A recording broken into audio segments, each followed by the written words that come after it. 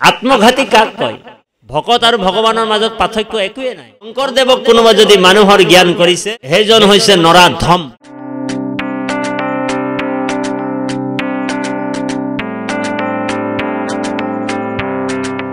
বাপাই সমস্ত আমি নাৰদ ব্যাসৰ সংবাদৰ ওপৰত দুই এষাৰ আপোনাহবৰ মাজত বিশ্লেষণ কৰিবলৈ আগবাঢ়িছো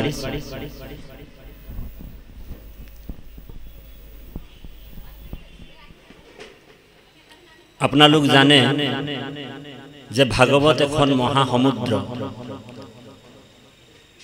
ভাগৱত ব্যাখ্যা কৰা বহুত জটিল কাম হয়নে বাপ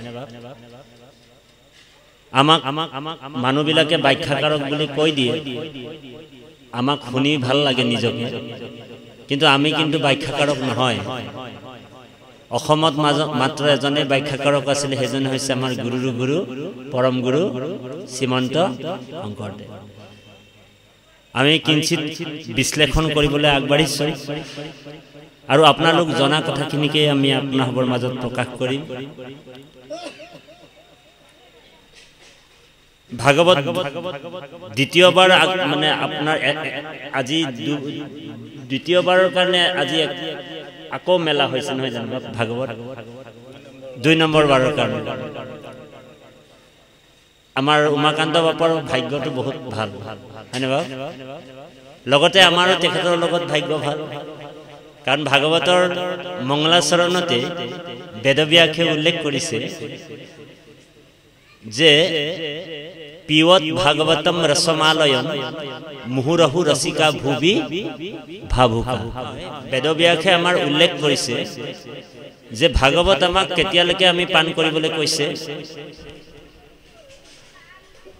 যেতিয়ালৈকে বোলে আমাৰ শৰীৰত প্ৰাণটো থাকে পিৱত ভাগৱতম ৰসমালয়ম মুহুৰহু ৰসিকা ভুবি ভাবুকা যেতিয়ালৈকে আমাৰ শৰীৰত প্ৰাণটো আছে ভাগৱত আজি শুনিলো কাইলে পাহৰি গলো নহয়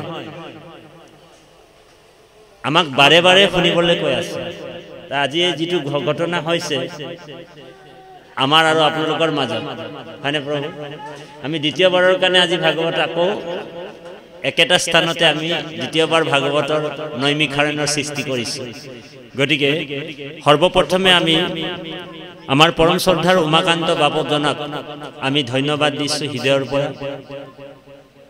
তেৰাৰ সংকল্পৰ যোগেদি কলিযুগৰ শ্ৰেষ্ঠ ধৰ্ম জ্ঞান যজ্ঞ কল্পতৰু শাস্ত্ৰভাগ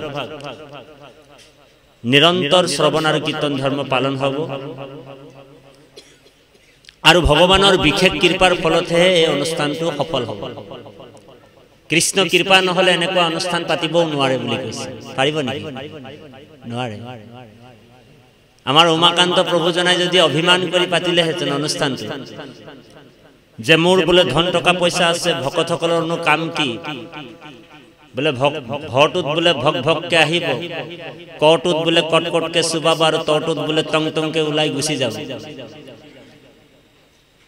ভকতসকল খাবলৈ আহে মই যোগাৰ কৰি দিম আৰু পইচা আছে হেই বুলি যদি অভিমান কৰি অনুষ্ঠানটো পাতিলেহেঁতেন তেতিয়া কৃষ্ণই কি কৰিলেহেঁতেন ৰাতিপুৱাৰ পৰা দবা পিটা বৰষুণ দি দিলেহেঁতেন আৰু এজনো ভকত ইয়াত উপস্থিত নহলহেঁতেন গতিকে তেখেতৰ প্ৰতি কৃষ্ণৰ কৃপা আছে আৰু আমাৰ প্ৰতিও কৃষ্ণৰ কৃপা আছে কোটি জন্মৰ পুণ্য যাৰ সঞ্চিত হৈ আছে সেই সকল ব্যক্তিহে কৃষ্ণ কথা শ্ৰৱণ কৰিবলৈ সুবিধা পায় বুলি কৈছে কাকবাক যদি আমাৰ উমাকান্ত বাপে গৃহত গৈ কিনে জানু পাৰি পাৰি আঁঠু লৈ কিনে সেৱা ধৰি আহে যে আমি ভাগৱতৰ অনুষ্ঠান পাতিছো গুৰু ঘৰ ভাগ লৈছো আপুনি কৃপা কৰি আহিব তেওঁৰ যদি কৃপা নাথাকে বা পুণ্য নাথাকে পূৰ্বজন্মৰ পুণ্য সঞ্চিত নাই তেওঁ এই স্থানলৈ আহিব নোৱাৰে বুজিছে নে বা সেইকাৰণে ভাগৱতৰ একাদশ খণ্ডত এই কথাটো উল্লেখ কৰিছে উদ্ধৱক কৃষ্ণই কৈছে জন্মান্তৰে ভৱেৎ পুণ্যম তদা ভাগৱত লভে জন্মে জন্মান্তৰ যাৰ পুণ্য সঞ্চিত হৈ আছে সেই সকল ব্যক্তিহে কৃষ্ণ কথাত কাণ পাতি শুনিব বুলি কৈছে আৰু এই শ্লোকটোকে আমাৰ গুৰুৰ গুৰু জগতগুৰু শ্ৰীমন্ত শংকৰদেৱ অকল শ্ৰীমন্ত শংকৰদেৱ আমাৰ জগতগুৰু বুলি ক'লে নহ'ব আমাৰ পৰম গুৰু শ্ৰীমন্ত শংকৰদেৱ ক'ব লাগিব হয়নে প্ৰভু অকল পৰম গুৰু বুলি ক'লে হ'ব নেকি বোলে নহ'ব বোলে মোৰ গুৰু বুলি ক'ব লাগিব আৰু বেছি আপনি কৰিব লাগিব হয়নে বাৰু গতিকে সেই গুৰুজনাই দশম স্কন্ধত ইয়াৰ ভাঙনি কৰিছে এ ৰাম শত কোটি জনমৰ হে মহাপাপ ছয় যিটো মনুষ্যৰ নিৰন্তৰে ভৈলাক্ষয় হিহিজন কৃষ্ণ কথা এ শুনিবাক পাৰে পাপীৰ কাণত কথা হুচি হেন তাৰে বোলে পাপীয়ে কৃষ্ণ কথা শুনিবলৈ সুবিধা নাপায় তেওঁ ঘৰত গৈ নিমন্ত্ৰণ দি আহিলেও ইয়ালৈ আহিব নোৱাৰে সাধু সংটো কিঞ্চিত সময়ৰ কাৰণে হলেও হৈ যায় কাম বনি যায় মানে ইয়াৰ লক্ষণটো এই ব্যাস নাৰদ সংবাদত আছে সেইকাৰণে তিনিটা বস্তু মহাপুণ্যৰ ফলত লাভ হয় এক নম্বৰ হৈছে মহাপুণ্যৰ ফলত সাধু সং হয় এক ধ্যান দি শুনিব গুৰুত্বপূৰ্ণ কথা কম সময়ও কম হয় না বাপ লেচেৰি বুটালৰ নিচিনা কথাবিলাক ক'বলগীয়া হ'ব আপোনালোক ভৰি দাঙি আছে কেতিয়া ঘৰ যাওঁ কাৰণ খোৱা বোৱা হৈ গ'ল হয় না বাপ গতিকে তিনিটা বস্তু মহাপুণ্যৰ ফলত লাভ হয় এক হৈছে প্ৰথম হৈছে সাধু সং আৰু ভক্তি সদায় সাধু সংগতে হ'ব ভক্তিটো সদায় সাধুৰ সংগতে হয় বোলে আমাৰ বাপজনৰ বোলে টকা পইচা ধন সম্পত্তি বহুত আছে ঐশ্বৰ্য বিভূতি বহুত আছে এখেতে যদি ভাবি ল'লে যে মই বোলে টাইলছ লগা নামঘৰ এটা বনাই লওঁ 16 পুৱাৰ তাল এযোৰ লৈ লওঁ আৰু ৰাতি দিনে বোলে ৰামকৃষ্ণ কৰি তাল ঠুকি থাকিলে ভকতি হ'ব নেকি বোলে নহ'ব ভকতি কৰিবলৈ হ'লে ভকতৰ সং যাবই লাগিব এটো ইস্তাম মাৰি থৈছে একাদশ খণ্ডত উদ্ধৱক কৃষ্ণই কৈছে এই ৰাম মাধৱে বুলন্ত সখা ও শুনা পৰিছে দ পঢ়ে যেবে হবে শাস্ত্ৰ বোলে জানে চাৰি বেদ তথাপি নোৱাৰে মুক কৰিতে ভকতি নলবয় নৰ যেবে সন্তৰ সংগতি কৰ্ণত কহন্ত কৃষ্ণ কথা গুইপ কৰি নাহিকে উপায় সখী সুসংগ কহৰি সেইকাৰণে উদ্ধৱক কৈছে যে হে উদ্ধৱ তুমি সাধু সংগলৈ যাবলৈ যত্ন কৰিবা সাধু সংগতেহে মোক লাভ কৰিব পাৰিবা লগ পাবা বুলি কৈছে কৃপালু বাপাই সমস্ত মোৰ অসমীয়া শব্দটো অকমান ইফাল হ'ব পাৰে দেই আপোনালোক পুনাই ল'ব বুলি আমি আপোনালোকৰ চৰণত সেৱা জনাইছো ঔ হৰি ঔ ৰাম কাৰণ জানে আপোনালোক আমি আমাৰ উপাধিটো চাই গম পাইছে যে আমি কানামুচৰি মানুহ বুলি কয় হয় না বাৰু গতিকে আপোনালোক অকমান পুনাই ল'ব বুলি আশা ৰাখিছো শব্দবিলাক ভক্তিত জাতি আৰু অজাতি বিচাৰ নাই কাৰণ আমাৰ গুৰুজনাই কীৰ্তনত কৈছে নাহি ভক্তিত জাতি অজাতি বিচাৰ কৃষ্ণ ভক্তি সমস্তৰে অধিকাৰ বাক্য কৰ্ণ মনোমুখ আছৈ যাৰ সকলোৱে কৃষ্ণ ভক্তি কৰিব পাৰে বুলি কৈছে সেইকাৰণে আমাৰ গুৰুজনাই নগাৰ নৰোত্তম গাৰুৰ গোবিন্দ এনেকুৱা অনেক জাতি একত্ৰিত কৰি ঐক্যবাদ এক সাম্যবাদ 2 আৰু তাৰ লগত আৰু এটা যোগ কৰিছে কি ভক্তিবাদ এই তিনি যোগ কৰিছে হয়নে বাৰু আমাৰ গুৰুজনাৰ ধৰ্মতেহে এইটো দৰ্শন পায় বেলেগ ধৰ্মৰ গুৰুত এইটো দৰ্শন নাপায় কতবাত ঐক্যবাদ থাকিলেও তাত সাম্যবাদ আৰু ভক্তিবাদ নাথাকে কিন্তু তিনিটা বস্তু একলগত কত থাকে বলে আমাৰ গুৰুজনাৰ ধৰ্ম গতিকে কৃপালু বাপাই সমস্ত পাঠ ভিত্তিত অকমান আলোচনা কৰিম বেদব্যাস পৰাশমুনিৰ একমাত্ৰ সন্তান আছিল বেদব্যাস বেদ মানে হৈছে জ্ঞান আৰু ব্যাস মানে হৈছে বিস্তাৰ কৰা বেদক যি ঋগ্বেদ বেদ এভাগে আছিল প্ৰথমে দেবা বেদক কি কৰিছে চাৰিটা ভাগত বিস্তাৰিত কৰিছে কোনে কৰিলে ভাগ কৰিছে কোনে বেদব্যাস বেদব্যাসে বেদৰ শাখাবিলাক ভাগ কৰিলে আৰু 17 পুৰাণ ৰচনা কৰিছে আৰু ভাৰত পুৰাণ ভাৰত মহাভাৰত ৰচনা কৰিছে অনেক পুৰাণ লিখাৰ পিছতো 5 লাখ শ্লোক লিখিছে বেদব্যাসে কিমান 5 লাখ শ্লোক লিখাৰ পিছতো তেওঁৰ মনত অশান্তি কিহৰ কাৰণে অশান্তি হৈ আছে যে মই কি ভুল কৰিছো কিবা এটা মোৰ দ্বাৰা হোৱা নাই এই ভাৱটো আহি আছে বেদব্যাসে বদৰিকা আশ্ৰমত উগুল থুগুল মনেৰে বহি আছে বেদব্যাসৰ আন এটা নাম হৈছে কৃষ্ণ দ্বৈপায়ন যি দ্বীপত জন্ম হোৱাৰ কাৰণে তেওঁৰ নাম হৈছে কৃষ্ণ দ্বৈপায়ন আৰু বেদব্যাসৰ আন এটা নাম হৈছে বাদাৰায়ণ বাদাৰায়ণ মানে কি তাৰ মানে বদৰিকা আশ্ৰমত বেৰ মানে বগৰী হয়নে যথেষ্ট পৰিমাণে বেৰ ফল আছিলে বেৰ মানে বগৰী আৰু সেই বেৰ ফল খায়ে তেওঁ তপস্যা কৰিছিলে বেদব্যাসে সেইকাৰণে তেওঁৰ নাম হৈছিলে বাদাৰায়ণ আৰু এই বেদব্যাসে উগুল থুগুল মনেৰে মানসিকভাৱে শাৰীৰিকভাৱে অসুস্থ হয় কত বহি আছে বদৰিকা আশ্ৰমত এনেতে সনাতন ধৰ্মৰ প্ৰচাৰক বলে সনাতন ধৰ্মৰ প্ৰচাৰক কোন দেৱঋষি নাৰদ সমস্ত সনাতন ধৰ্মৰ প্ৰচাৰক হৈছে দেৱঋষি নাৰদ আৰু দেৱঋষি নাৰদৰ দুজন বৃদ্ধ শিষ্য আছিল সেই দুজন বৃদ্ধ শিষ্য কোন কোন এজন হৈছে বাল্মীকি মুনি আৰু আনজন হৈছে বেদব্যাস আৰু নাৰদৰ বাল্য শিষ্য দুজন আছিল বাল্য শিষ্য কোন কোন এজন হৈছে ভক্ত প্ৰহ্লাদ আৰু আন এজন হৈছে ধ্ৰুৱ আৰু নাৰদক দৰ্শন পোৱা মানে আপোনাৰ কৃষ্ণক দৰ্শন পোৱাটো খাটাং হৈ যায় আপুনি যদি কেনেবাকে নাৰদক লগ পাই গল তেনেহলে জানিব যে আপুনি কৃষ্ণৰ দৰ্শন পোৱাটো খাটাং পাবই আৰু সেইকাৰণে নাৰদৰ বিষয়ে আপুনি মই বহুত উল্টা পুল্টা গাই থাকে কিছুমান মানুহে নাৰদৰ বিষয়ে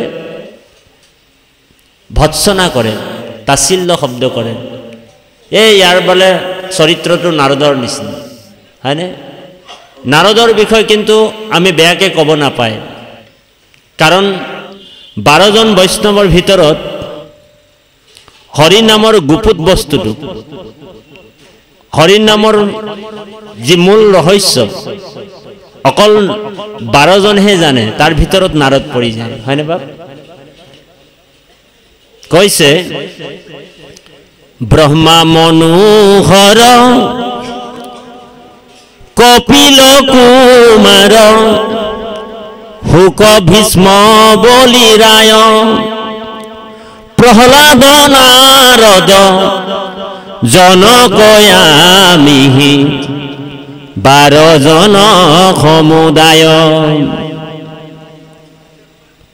হৰিৰ নামৰ গুপ মহিমাক জানি আছো শুদ্ধ ভাৱে জাকয়া চৰিলে ঠাৱতে বহিয়া দুৰ্লভ মুকুতি পাৱে এই হৰিৰ নামৰ গুপ্ত ৰহস্যটো মাত্ৰ 12 জনেহে জানে কোন কোন জানে নাৰদও পৰিছে ব্ৰহ্মা হুক ভীষ্ম বলিৰায় শিৱ আৰু জনক আৰু যমৰাজা আমিহি বুলি কৈছে যে এজন হৈছে যমৰাজা সেইকাৰণে যমৰাজাৰ ওচৰত যেতিয়া দূতসকলে অজামিলৰ কাহিনীটো আপোনালোক পাইছে নহয় অজামিলৰ যেতিয়া আনিবলৈ গৈছিলে যমৰজাৰ দূত 3 জন, তেতিয়া অজামিল নাৰায়ণ নামটো উচ্চাৰণ কৰিছিলে, কাৰণ কনিষ্ঠ পুত্ৰৰ নামটো কি থৈছিলে? নাৰায়ণ নাম থৈছিলে, হয়নে? নাৰায়ণ নামটো থোৱাৰ কাৰণে ইয়াৰ এটা কাহিনীও আছে যে অজামিল 9 জন ল'ৰাৰ নাম খটাসুৰ, বকাসুৰ, পলম্বাসুৰ, হয়নে বাৰু? এনেকা অসুৰ ৰাখিলে আৰু একেবাৰে কনিষ্ঠ পুত্ৰৰ নামটো নাৰায়ণ কিয় থলে? ইয়াৰ ৰহস্য আছে, ইয়াৰ এটা কাহিনী আছে। যদি আজি সময় হৈ যায় আজিয়ে কৈ যাম যে একেবাৰে কনিষ্ঠ ল'ৰাটোৰ নাম কিয় নাৰায়ণ থলে। বাকী 9 জন ল'ৰাৰ নাম তেওঁ জালিম ৰাখিছে, জুলুম ৰাখিছে, ধৰি লওক কথাটো, হয় নাই? সব বাকী একেবাৰে শেষৰ ল'ৰাটোৰ নাম কি থলে? নাৰায়ণ। বোলে এই বুদ্ধিটো কোনে দিলে? অজামিলক আইডিয়া দিব লাগিব কোনোবা, যে তই বোলে একেবাৰে শেষৰ ল'ৰাটোৰ নাম নাৰায়ণ থবি আৰু অন্তিম সময়ত যেতিয়া যমদূতে আহিব তোমাক নিবৰ কাৰণে তুমি নিজৰ ল'ৰাটোৰ নাম মাতিবা আৰু সেই সময়তে বিষ্ণুদূত আহি তোমাক বৈকুণ্ঠলৈ লৈ যাব। অজামিলে যেতিয়া নাৰায়ণ নাম লোৱাৰ লগে লগে বিষ্ণুদূত আহি গ'ল আৰু যমদূতসকলক মাৰপিট কৰি বিষ্ণুদূতসকল অজামিলক থৈ কিনি গুচি গ'ল। অজামিলক নিয়া নহয়, মানে অজামিলক নিনিলে। কিয় নিনিলে জানেনে? কাৰণ ৰাম নাম বা কৃষ্ণ নাম ল'লে আমাৰ পাপহে দূৰ হয়, ভকতি নহয়। ইয়াৰ ৰহস্যটো, কাৰণ নাৰায়ণ নামটো লোৱাৰ পিছত অজামিলৰ পাপবিলাকহে গ'ল, দূৰ হ'ল, কিন্তু ভকতিটো হোৱা নাই। আৰু ভকতি হ'লেহে তেওঁ বৈকুণ্ঠ পাব। সেইকাৰণে অজামিলক বিষ্ণুদূতো থৈ গুচি গ'ল, এৰি থৈ গুচি গ'ল, আৰু যমদূতো এৰি থৈ গুচি গ'ল।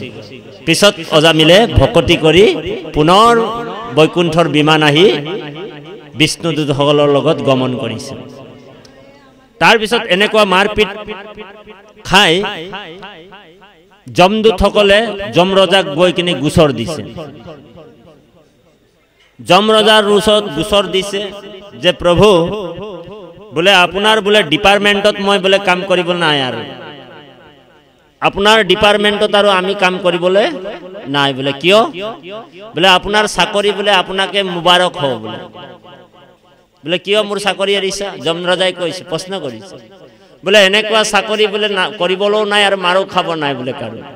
বোলে কিয়? বোলে নিজৰ নামটো বোলে কোনোবা নাৰায়ণ থব, মুকুন্দ থব, গোপাল থব, কৃষ্ণ থব, আৰু অন্তিম সময়ত নিজৰ নাম ল'ৰাৰ নামটো ল'ব, আৰু বোলে তাত বিষ্ণুদূত 4 জন আহি যাব, আমাক মাৰপিট কৰিব ধুমধাম, বুজিছে নে বাপ? আৰু বোলে তেওঁক বৈকুণ্ঠলৈ লৈ যাব। গতিকে আপোনাক আজি ফাইল বহি চহি চব সমজালো, এনেকুৱা আমাৰ চাকৰি আৰু আমাক নালাগে বুলি সেৱা জনাইছে যমৰজা। বোলে ঘটনাটো কি কোৱা? তেতিয়া ভালকে বিস্তাৰভাৱে কৈছে। কথাটো আমি অজামিলৰ ফালে লৈ গৈছিলোঁ, আকৌ টানি আনিছোঁ। ইয়াত এতিয়া নাৰদ ব্যাস সংবাদ চলি আছে। নাৰদৰ আগমন, নাৰদ দৰ্শন মানে কৃষ্ণ দৰ্শন। ভকত আৰু ভগৱানৰ মাজত পাৰ্থক্য আছে নেকি? বোলে নাই। সেইটোৱে ইয়াৰ ৰহস্য। ভগৱানে কৈছে, প্ৰথম স্কন্ধ ভাগৱততে আছে, ও বিষ্ণু বৈষ্ণৱৰ কিঞ্চিতে কুভেদ নাই, দুইৰো কথা কৰে পাত, কৰ কন্ধ ছেদ, হুয়েতে কে শুনিবু আমি ভকত চৰিত্ৰ, এহি হে তাৰিবে ইটো দুৰ্ঘুৰ কলিত। বিষ্ণু আৰু বৈষ্ণৱৰ মাজত পাৰ্থক্য একো নাই বুলি কৈছে। সেইকাৰণে মূৰ্তি 4 প্ৰকাৰৰ। আমাৰ গুৰুজনাই আমাক মূৰ্তি 4 মূৰ্তি দিছে। বোলে আমিও মূৰ্তি সেৱা কৰি আছো। আমাৰ মূৰ্তি কোন? হা, ভাগৱত কি হয় বোলে? ভাগৱত শব্দময় বিগ্ৰহ হয়, হয় না বাৰু? মূৰ্তিয়েতো হয়, অক্ষৰ ব্ৰহ্ম নহয় জানো? শব্দময় বিগ্ৰহ। তাৰপিছত ভকত কি হয় বোলে? ভকতো মূৰ্তি হয়। ভগৱান আৰু ভকতৰ মাজত কিবা পাৰ্থক্য আছে? এইটো আমাৰ 2 নম্বৰ মূৰ্তি, ভকত মূৰ্তি, হয় না প্ৰভু? 3 নম্বৰ মূৰ্তি কি বোলে? মন্ত্ৰ মূৰ্তি। মন্ত্ৰ মূৰ্তি কি বোলে? ৰাম নাম কৃষ্ণ নামটো মন্ত্ৰ মূৰ্তি, হয়নে? আৰু 4 নম্বৰ মূৰ্তিটো বহুত গুৰুত্বপূৰ্ণ মূৰ্তি। এইটো আমাৰ গুৰুজনাই কৈছে, ভাই বোলা মুখে ৰাম, হৃদয়ে ধৰা ৰূপ, এতেকে মুকুতি পাইবা কহিলো স্বৰূপ। সেই ভাগ হৈছে মনোময় মূৰ্তি। এই 4 মূৰ্তি আমাকো দিছে গুৰুদেৱ, নাম আৰু ভকত। গতিকে ভকত আৰু ভগৱন্তৰ মাজত আমি ভেদাভেদ চাব নালাগে। ভকত আৰু ভগৱানৰ মাজত পাৰ্থক্য একোৱে নাই। সেইকাৰণে কৈছে, এ ভকতক পায়া যিটো নকৰে হৰিখ, ও সাক্ষাতে কৃষ্ণক পায়া কৰিবে কি ক। বোলে ভকত এজনক পাই যদি আপোনাৰ মোৰ আনন্দ নাই, হয়নে প্ৰভু? তো বোলে ভগৱানে কৈছে যে মোক পাই কিনে কি কৰিব? দেখাজনক পাই কিনে যদি তাৰ আনন্দ নাই, নেদেখাজনক পাই কি কৰিব? আৰু ভগৱান ইমানলৈকে কৈছে 10ম স্কন্ধ ভাগৱতত, বোলে ভকতক দেখি যিটো এ নকৰে ভকতি, অমুক মাত্ৰ ভকতি কৰয় মূঢ়মতি। বোলে ভকতক দেখি কিন্তু সেৱা এটাও নকৰে, কৃষ্ণ বুলিও নকয়।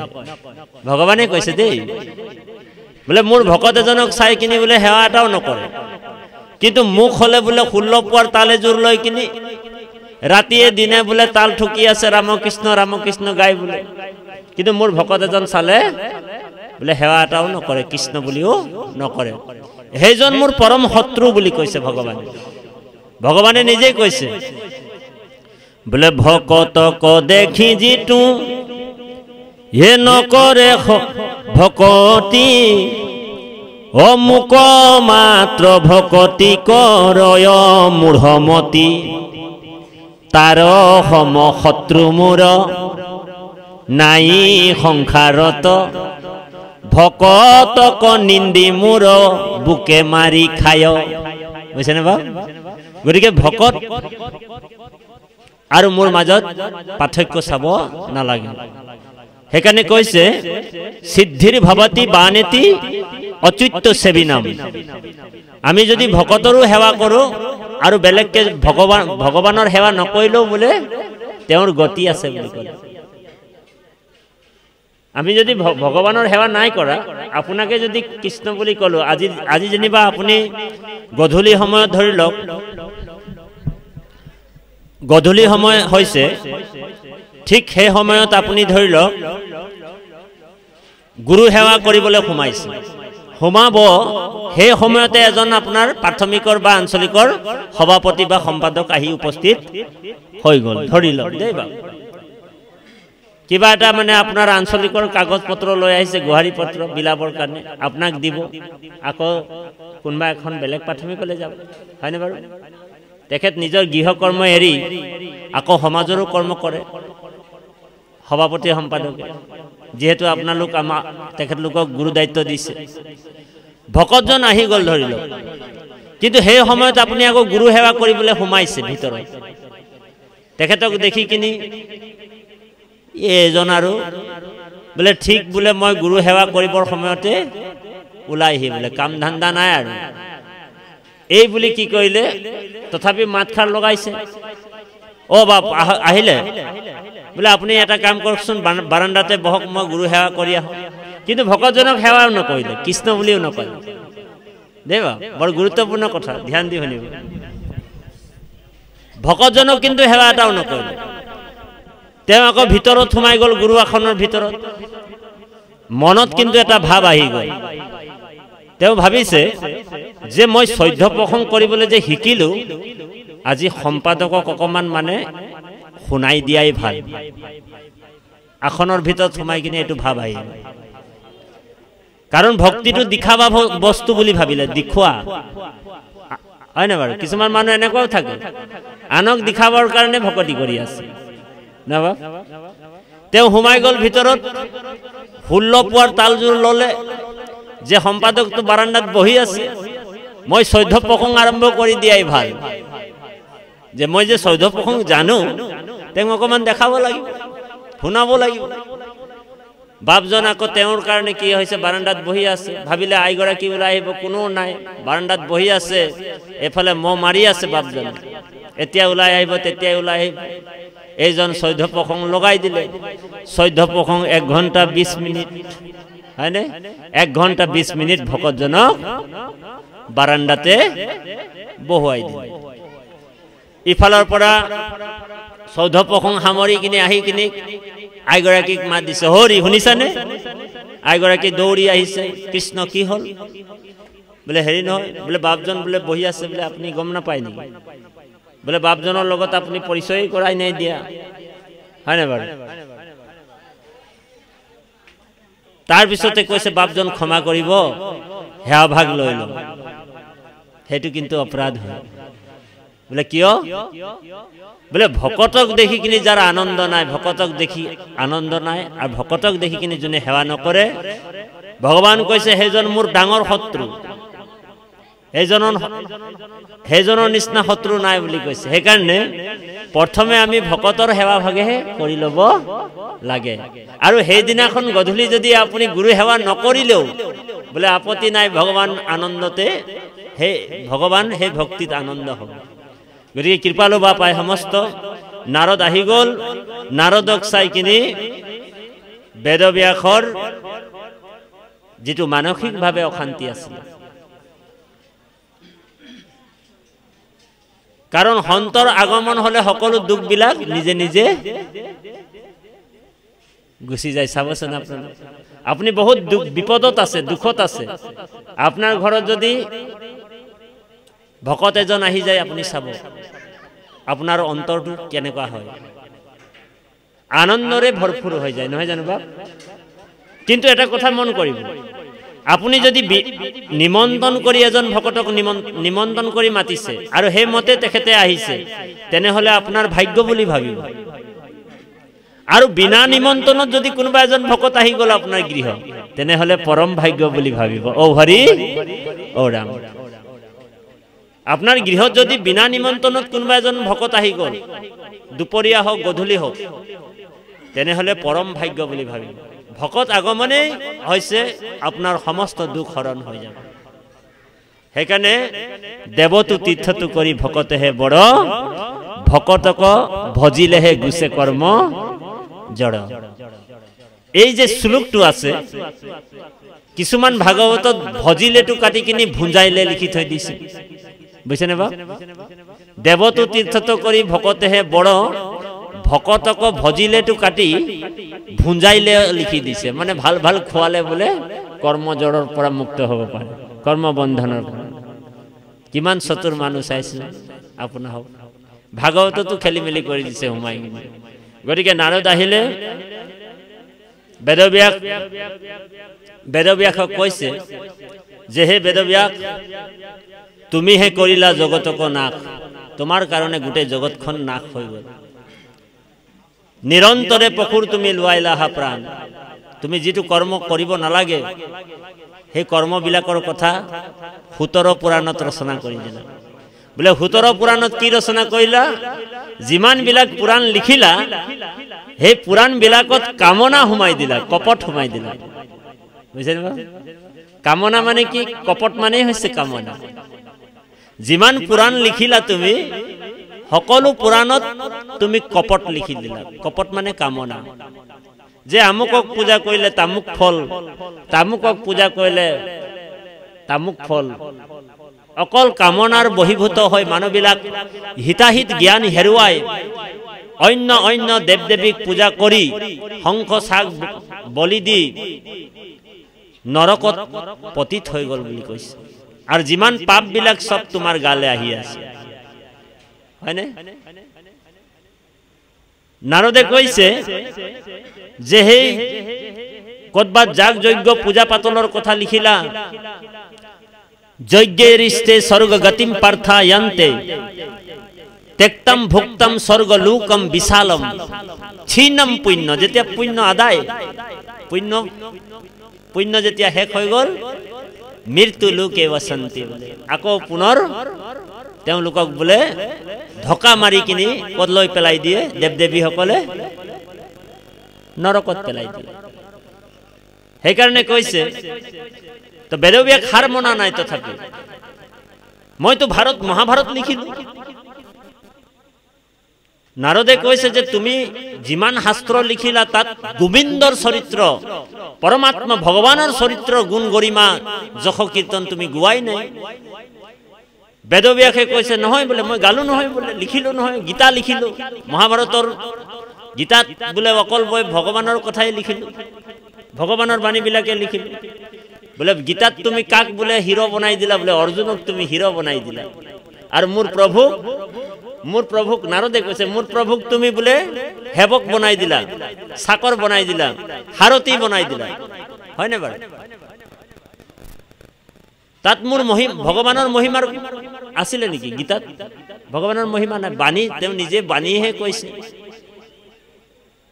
গতিকে তুমি মহাভাৰত লিখিলা কিন্তু তাত কেৱল ঈশ্বৰৰ জন্মলীলা ৰহস্যৰ কথা তুমি নিলিখিলা তাত অৰ্জুনক তুমি প্ৰাধান্য দিলা কিন্তু ভগৱানক তুমি প্ৰাধান্য নিদিলা মোৰ প্ৰভুক তুমি বহুত কষ্ট দিলা তাত কি কৰিলে যেতিয়া অৰ্জুনৰ বোলে ৰথ ভগৱানে চলাই যায় বহুত দুখৰ বিষয় দেই বাপ জগতৰ স্বামী ভগৱান কৃষ্ণই কিমান কষ্ট কৰে চাব যেতিয়া যুদ্ধ ক্ষেত্ৰত যুদ্ধ অন্ত হয় শেষ হয় গধূলি সময়ত ভগৱানৰ ৰথ লৈ গৈ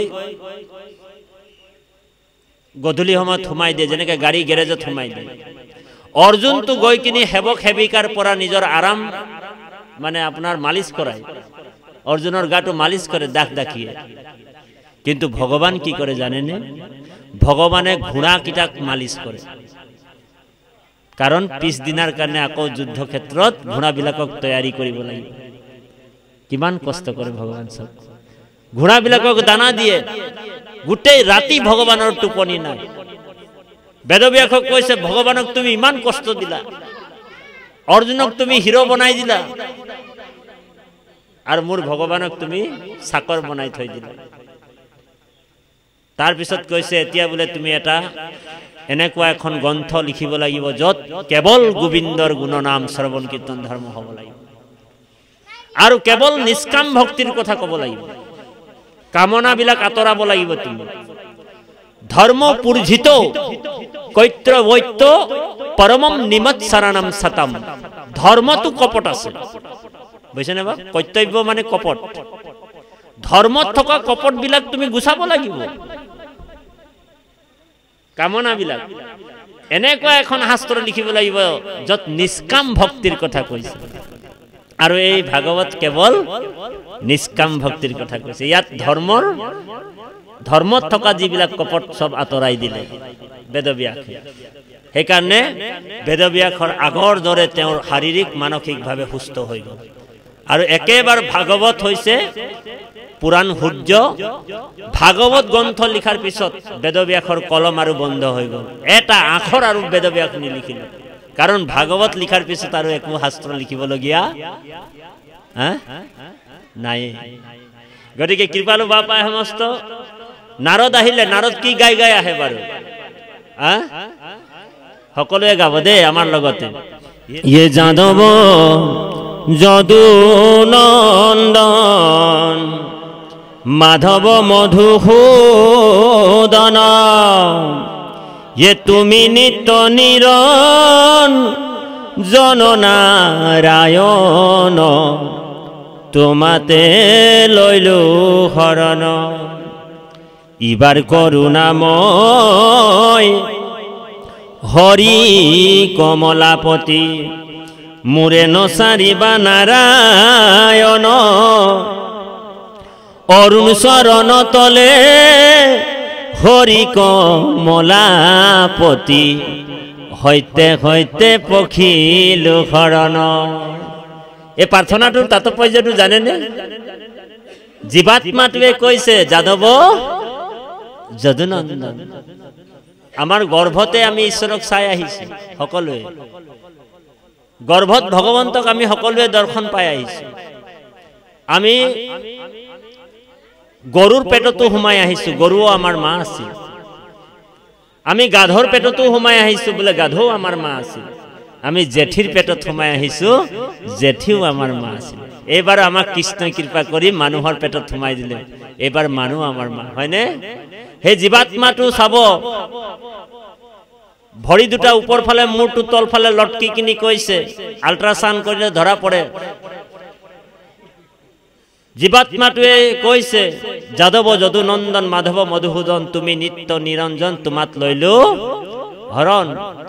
ইবাৰ করুণাময় হরি কমলাপতি, এইবার কিন্তু মোকে নাই ছাড়বি প্রভু। বুঝলে নে? প্রভু মই 84 লক্ষ জনী ভ্রমণ করিল, স্থাবর বিংশতি লক্ষম জলজম নবলক্ষণ, কুর্মাঞ্চ রুদ্র লক্ষঞ্চ 10 লক্ষঞ্চ পক্ষিনাম, 30 লক্ষঞ্চ পশুনাম, 4 লক্ষণ বানর, তত্তু মনুষ্যানাম কর্মণা সদয়তে। হে নারায়ণ, হে কমল নয়ন। ভগবানের আন এটা নাম কমল নয়ন, বড় সুন্দর নাম। লক্ষ্মীয়ে মাতে ভগবান কমল নয়ন, বল প্রিয় নাম। ভগবানের মাধৱ নামটো বহুত ভাল পায় ভগবান, এনেতো সব নামে ভাল পায় ভগবান। দেবা নামৰ মহিমাখিনি আমি পিছত কম বাৰু।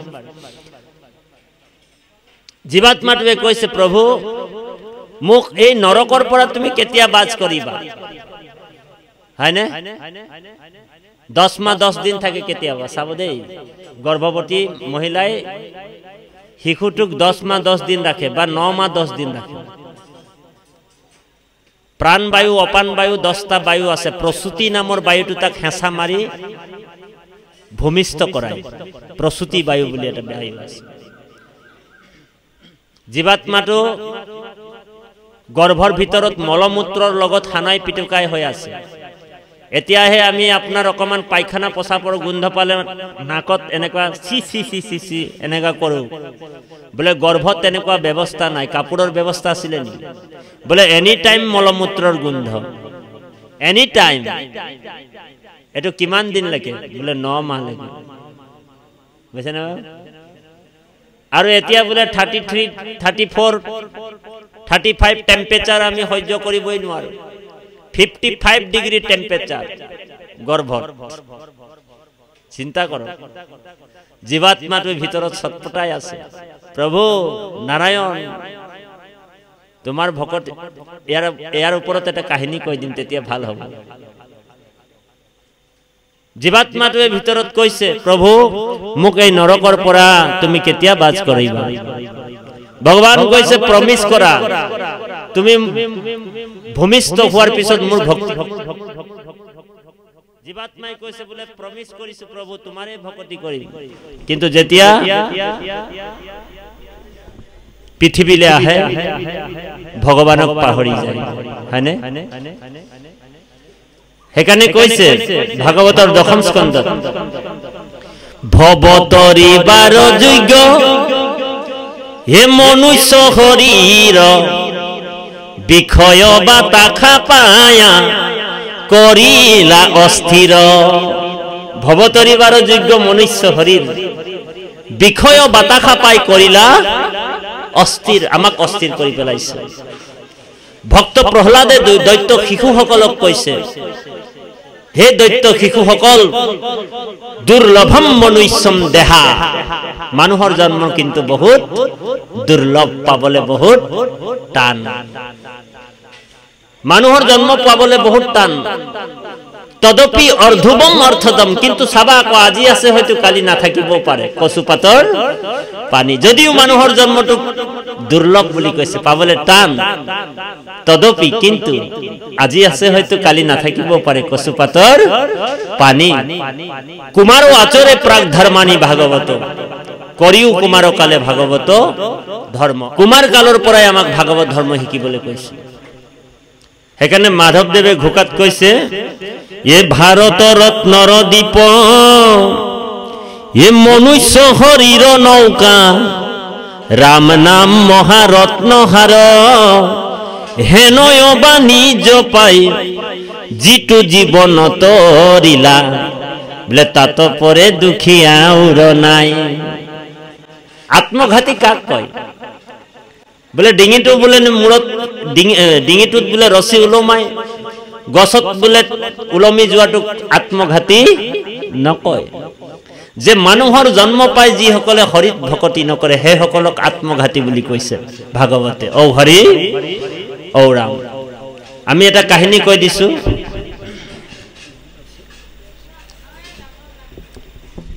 এজন মানুহে কাহিনীটো কোৱাৰ আগে আগে বাহিৰে ভিতৰে উচ্চ কণ্ঠেৰে এবাৰ গুৰুৰ নাম লম, সকলোৱে সহযোগ কৰিব দেই। হৰিৰূপী ব্ৰহ্মাণ্ডটো লৰি যোৱাকৈ গুৰুৰ নাম লম। কাৰণ গুৰুৱে কৈছে যে অকপটে যদি গুৰু সেৱাক কৰৈ, গুৰুৰ সমান শক্তি শিষ্যত হয় বুলি কৈছে।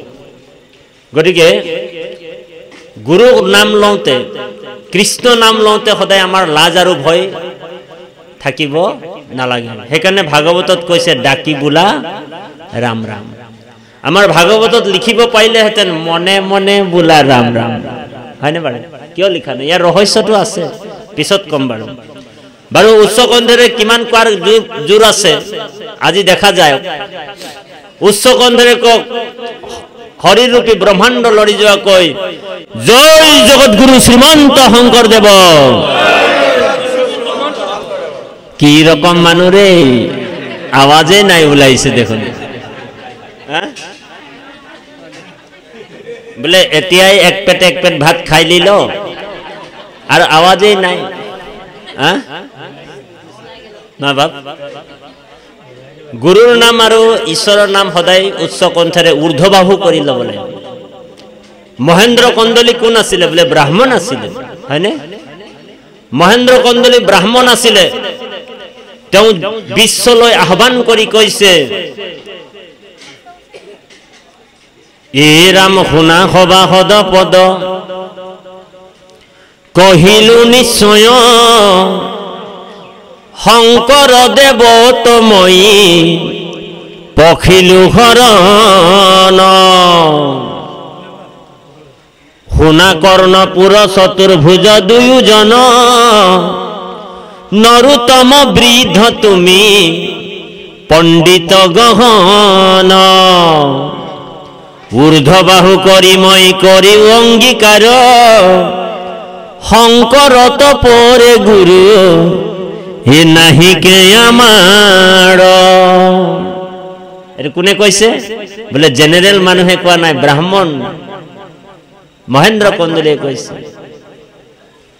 শূদ্ৰ বুলি যিটো জনে কৰৈ তিৰস্কাৰ, আমাৰ ব্ৰাহ্মণ জন্ম হৈ আছুক ধিক্কাৰ। মহেন্দ্ৰ কন্দলীয়ে কৈছে যে শংকৰম মনুষ্য বুদ্ধি কুৰ্বন্তি যে নাৰাধম। শংকৰদেৱক কোনোবা যদি মানুহৰ জ্ঞান কৰিছে সেইজন হৈছে নৰাধম। নৰাধম মানে নৰতকৈও অধম। বোলে তে সৰ্বম নৰকম জানতি জগত চন্দ্ৰ দিবাকৰ। তেওঁ বোলে এবাৰ এবাৰ বোলে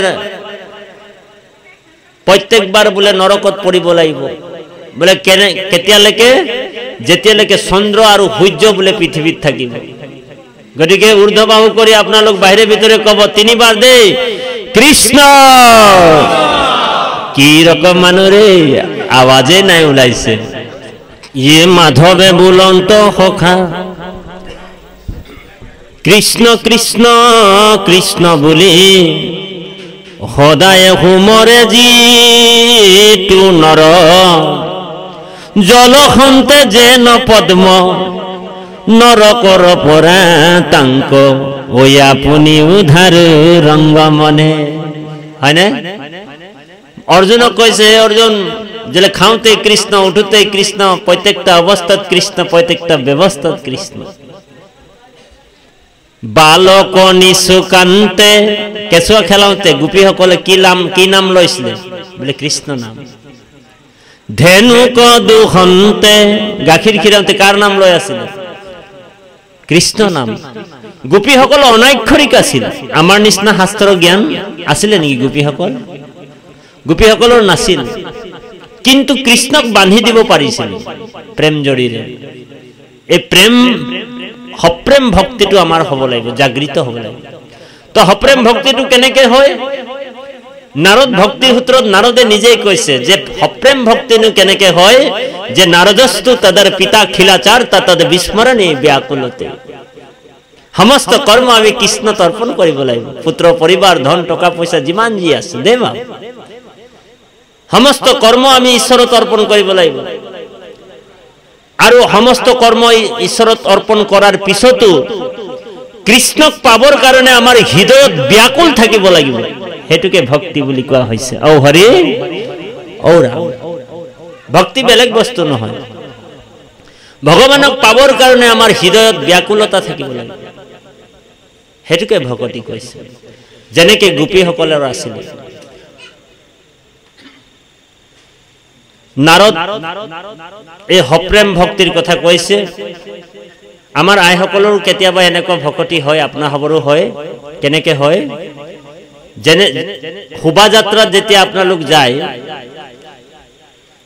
গুৰুৰ নাম লয় কৃষ্ণ নাম লয় তেতিয়া চাব আই সকলৰ কেতিয়াবা চাদৰৰ আঁচলটো মাটিত সুচৰি গুচি যায় হয়নে কব নোৱাৰে আই সকল নাম গাই গৈ আছে কোনোবা বাপ এজনে কয় কৃষ্ণ কৃষ্ণ আই প্ৰভু আপনাৰ চাদৰটো মাটিত সুচৰিছে উঠাই লওক অহ কৃষ্ণ কৃষ্ণ কৃষ্ণ হয়নে হেতুই হৈছে প্ৰেম ভক্তি কি গাই যায় মানুহ সকলোৱে গাব এ জয় জয় ৰাম নেগৰা আছে নেকি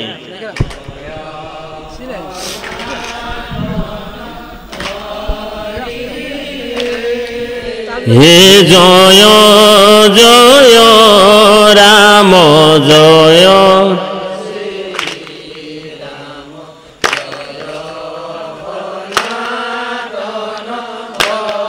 দিয়ক মজাম হে রাম জয় জয় রাম জয়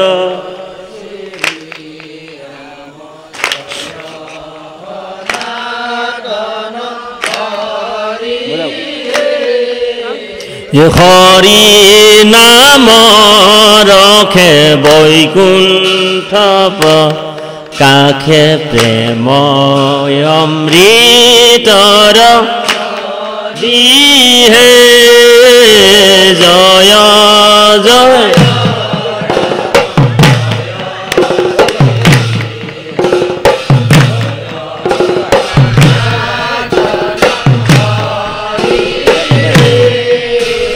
হরি নাম রখে বৈকুণ্ঠ প্রকাশে প্রেম অমৃতর নদিয়ে জয় জয় রাম জয় শ্রী রাম জয় সনাতন হরি শ্রীমন্ত শঙ্করে পার ভাঙি দিলে বহে ব্রহ্মাণ্ড ভেদিলে জয় জয় রাম জয় শ্রী রাম জয় সনাতন হরি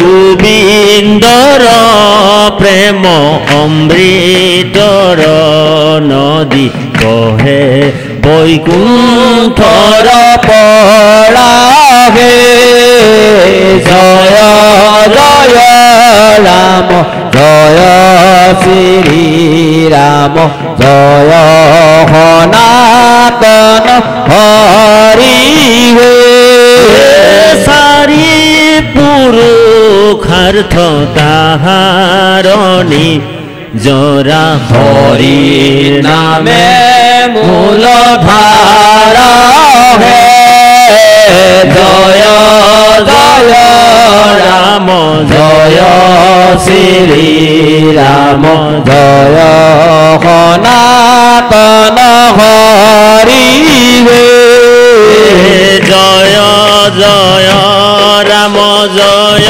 শ্রী রাম জয় সনাতন হরি জয় জয় রাম জয় শ্রী রাম জয় সনাতন হরি হে রাম হরি ভক্তি দান দিয়া জগতক দাৰিলা সংসাৰহীন ধুৱে জয় জয় ৰাম জয় শ্ৰী ৰাম জয় সনাতন হৰি ও হেনয় কৃপালো শংকৰ বিনাই নাহি নাই আৰ বন্ধুৱে জয় জয় ৰাম জয় শ্ৰী ৰাম জয় সনাতন হৰি ৰাম ৰাম ৰাম হৰি ৰাম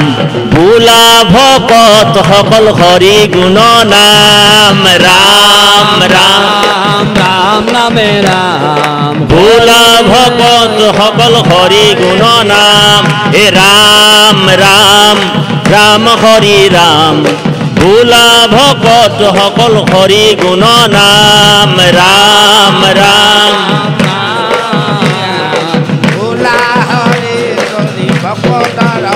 হে শ্ৰীমন্ত শংকৰ হৰি ভকতৰ জানা যেন কল্পতৰু হে ৰাম ৰাম ৰাম হৰি ৰাম বোলা ভকত সকল হৰি গুণ নাম ৰাম ৰাম কৃষ্ণ পাণ্ডৱ কৃষ্ণ হে বোলা ভকত সকল হৰি গুণ নাম ৰাম ৰাম হৰি ৰাম হৰি গুণ নাম হে বোলা ভকত হবে হৰি গুণ নাম বোলা ভকত হৰি গুণ নাম ও ৰাম জয় ৰামে কিয় জয় জয় হৰি গোপাল গোবিন্দ ৰাম কৃষ্ণ প্ৰেম ভক্তি হৈছে ভগবান কৃষ্ণই কৈছে উদ্ধৱক হে উদ্ধৱ বাগ গদগদা দৰ্বতে ऐसो চিতম ৰুদত্তে ভীষণম হাসিত্য কছিচ্চ বিলয়ো যে উদ্গাৱতে নিৰ্ততস্য মদ ভক্তো যুক্ত ভুবনম পুনঃ ভগৱান কৈছে যে মোৰ ভকত বোলে মোৰ নাম লৈ লৈ কেতিয়াবা নাচিব এটা ভাঙনিটো কৰি দিছে সংস্কৃত শ্লোকৰ পৰা কেতিয়াবা কান্দিব বোলে আপোনালোকৰ গুৰুগাখনত বহিলে কেতিয়াবা চকু পানী আহে নেকি বাষ্পবাৰী পৰিপূৰ্ণ লোচনম কেতিয়াবা চকুৰ পৰা অশ্ৰু আহে লুতক বৈ যায় হয়নে ভগৱান কৈছে যে মোৰ কথা কৈ কৈ কেতিয়াবা হাঁহিব কেতিয়াবা কেতিয়াবা নাচিব কেতিয়াবা কেতিয়াবা বোলে মাটিটো বাগৰি দিব আছে মোৰ ভকত কিছুমানে চাব নাম গাওঁতে গাওঁতে কেতিয়াবা মাটিটো বাগৰি দিয়ে সেইটো হৈছে প্ৰেম ভক্তি হেতুত লাজ আৰু ভয় নাথাকে দে বাপ সেইকাৰণে উদ্ধৱক একেবাৰে ৰহস্য ভক্তিটো হেকত কৈছে এটোৱে কৈছে ইয়াত হৃদয়ত কৃষ্ণ মূৰ্তি স্মৃতি অবিশ্ৰাম প্ৰেমে দ্ৰৱই চিতয়াতি ৰোমাঞ্চ হৰিৰ এটো কাৰ আছিলে নাৰদৰ আছিল হয়নে সেইকাৰণে কৈছে উদ্ধৱক হে উদ্ধৱ প্ৰেম ভকতিৰ চিহ্ন এ শুনি উদ্ধৱ হৰি হৰি বুলন্তে লুতক যাৰ শ্ৰৱে মোৰ কথা শুনন্তে হৰিৰ ৰোমাঞ্চিত জানা তাৰ পৰম পবিত্ৰ ভৈলা চিত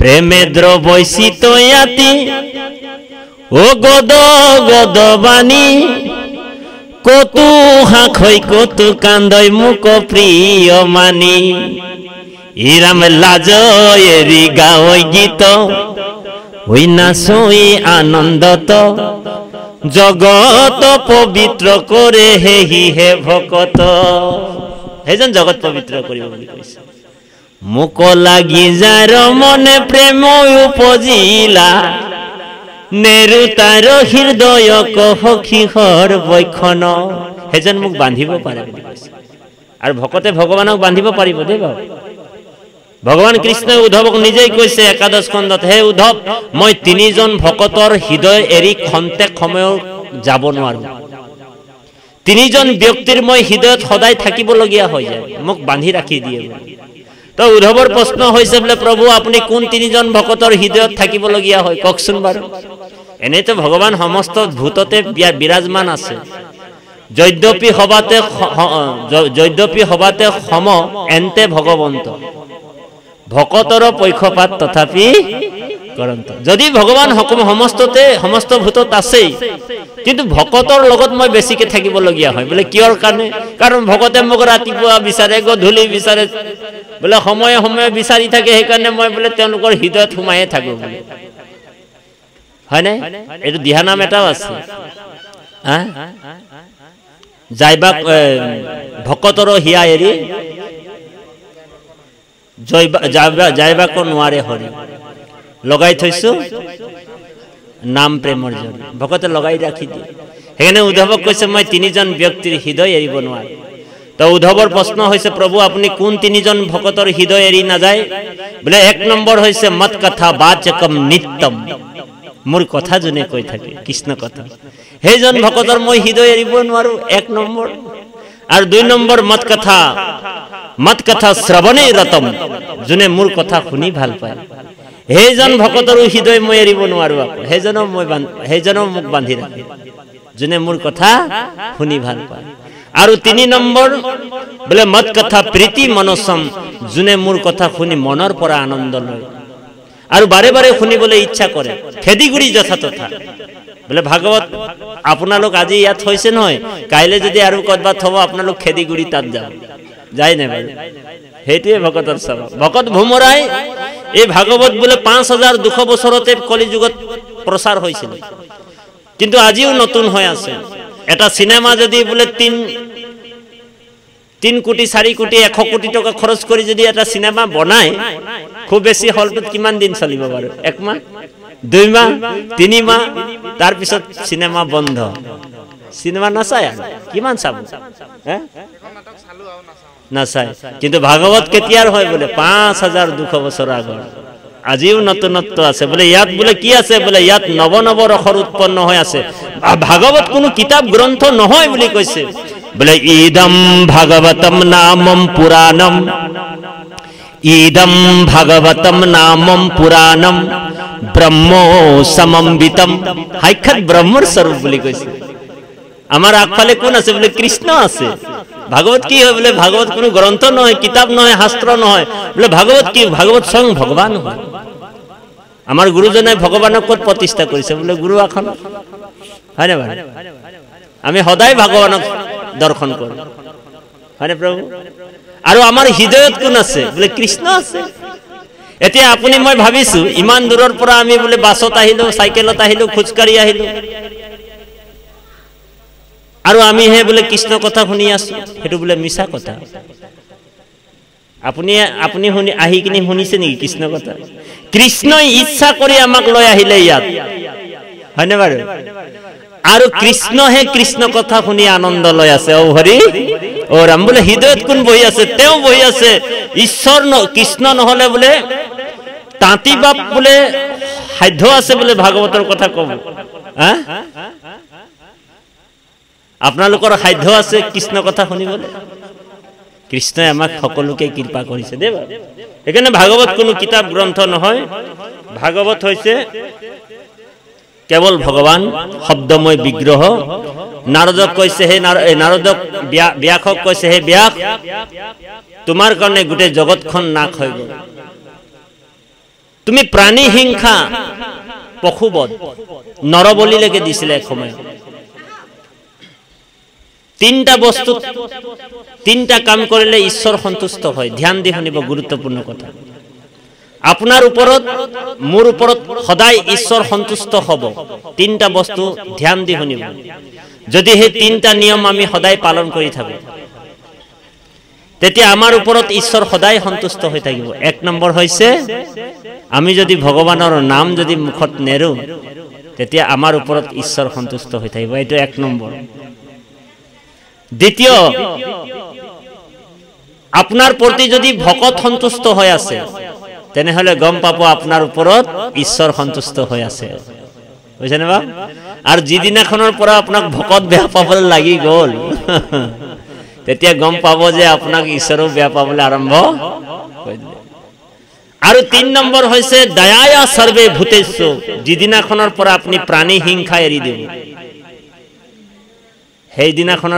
সেইদিনাখনৰ পৰাই আপোনাক ঈশ্বৰ সন্তুষ্ট হৈ যাব সেইদিনাখনৰ পৰাই আপোনাৰ প্ৰতি ঈশ্বৰ সন্তুষ্ট হৈ থাকিব সেইকাৰণে দয়ায়া সৰ্বে ভূতেষু সমস্ত ভূতত মই আছো বুলি ভাবিবা ঈশ্বৰও সৰ্বে ভূতেষু ভূতাত্মা অৱস্থিত মই সমস্ত ভূত মানে প্ৰাণীৰ হৃদয়তে আছে বোলে কম বেছি পৰিমাণে নহয় দে যে তাতি বাপে বহুত শাস্ত্ৰ জানে তাতি বাপৰ বহুত বোলে ভকতি হৈছে নেকি বোলে তাতি বাপৰ গাত বোলে মিটাৰটো লগাই দিলো 100 উঠি গল আৰু আমাৰ বাপজন অনাক্ষৰিক হৈ এটা আখৰো চিনি নাপায় নামঘৰীয়া বাপ এখেতৰ গাত মিটাৰটো লগাই দিলো বোলে 20 উঠি গল এনেকুৱা কোনো কথা নাই ভক্তিটো নিজা বস্তু ভগৱান কৈছে মই সকলোৰ হৃদয়ত সমানভাৱে আছো কম বেছি নহয় দে বাপ কৈছে বাহিৰে ভিতৰে জানা সমস্ত ভূততে পৰিপূৰ্ণ ৰূপে আছো অময়ী মহেশ্বৰ যেন জগতত ব্যাপী আছয় আকাশ হেহি মতে সমস্ততে কৰো প্ৰকাশ সমস্ত ভূততে আছো মই হৰি হবাকো মানিবা তুমি বিষ্ণু বুদ্ধি কৰি সেইকাৰণে আমাৰ হৃদয়তে ঈশ্বৰ কৃষ্ণ আছে বিৰাজমান হৈ আছে সদায় আছে অনন্ত কাললৈকে আছে ভগৱানো নিত্য আৰু আমিও নিত্য জীৱাত্মা বিলাক নিত্য হয় শুদ্ধ হয় সনাতন হয় আৰু পৰমাত্মা আৰু আমাৰ লগত জীৱ ব্ৰহ্ম আৰু মায়া এই তিনটা বস্তু হয়নে বাৰু মায়াৰ আৱৰণ দিয়াৰ কাৰণে আমাৰ পৰমাত্মাৰ লগত আমাৰ সংযোগটো ঘটা নাই জীৱ ব্ৰহ্ম আৰু মায়া এই তিনটা বস্তু অনাদি বস্তু গতিকে গীতাত অৰ্জুনক কৈছে মোৰ মায়াৰ পৰা তুমি বাচিব পাৰিবা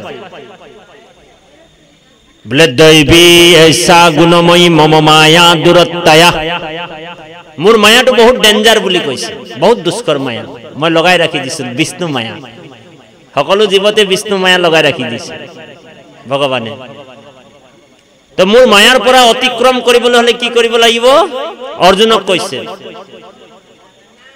হে অৰ্জুন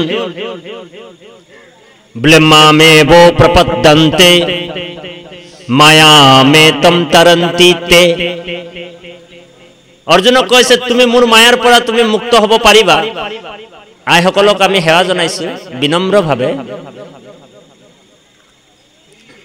4-5টা কাম একেলগে নহয় যিকোনো এটাহে হয় যত ধৰ্মীয় অনুষ্ঠান চলে তাত ধৰ্মীয় কথা পাতিব লাগিব শুনিব লাগিব আৰু নিজে জানে যদি কাকবা ক'বও লাগিব আৰু যত বোলে মাছৰ বেপাৰ চলিছে বোলে বাহু মাছ কিমান দাম ৰৌ মাছ কিমান দাম তাত বোলে চিঞৰ বাখৰ কৰি থাকিব লাগিব হয় নাই আপুনি যদি মাছটো কেনেবাকে নাপালে বোলে বাহু মাছটো বোলে তাক দিয়ে দিলা নেকি বোলে দিয়ে দিলো আৰু উপায় নাই আৰু তাত চিঞৰ বাখৰ কৰি থাকক আৰু পাম নাই মাছ বোলে আৰু আহি আছে দাদা আপুনি চিন্তা কৰিব নালাগে বাহু মাছটো আপোনাৰ পাবই তো মাছৰ বজাৰত মাছৰ কথা চিন্তা কৰিব লাগে ধৰ্মৰ কথাত ধৰ্ম হয় না বাৰু সেইকাৰণে শ্ৰোতা 2 প্ৰকাৰৰ হয় আপোনালোক বাৰু ভাল শ্ৰোতা সেইকাৰণে শ্ৰোতা 2 প্ৰকাৰৰ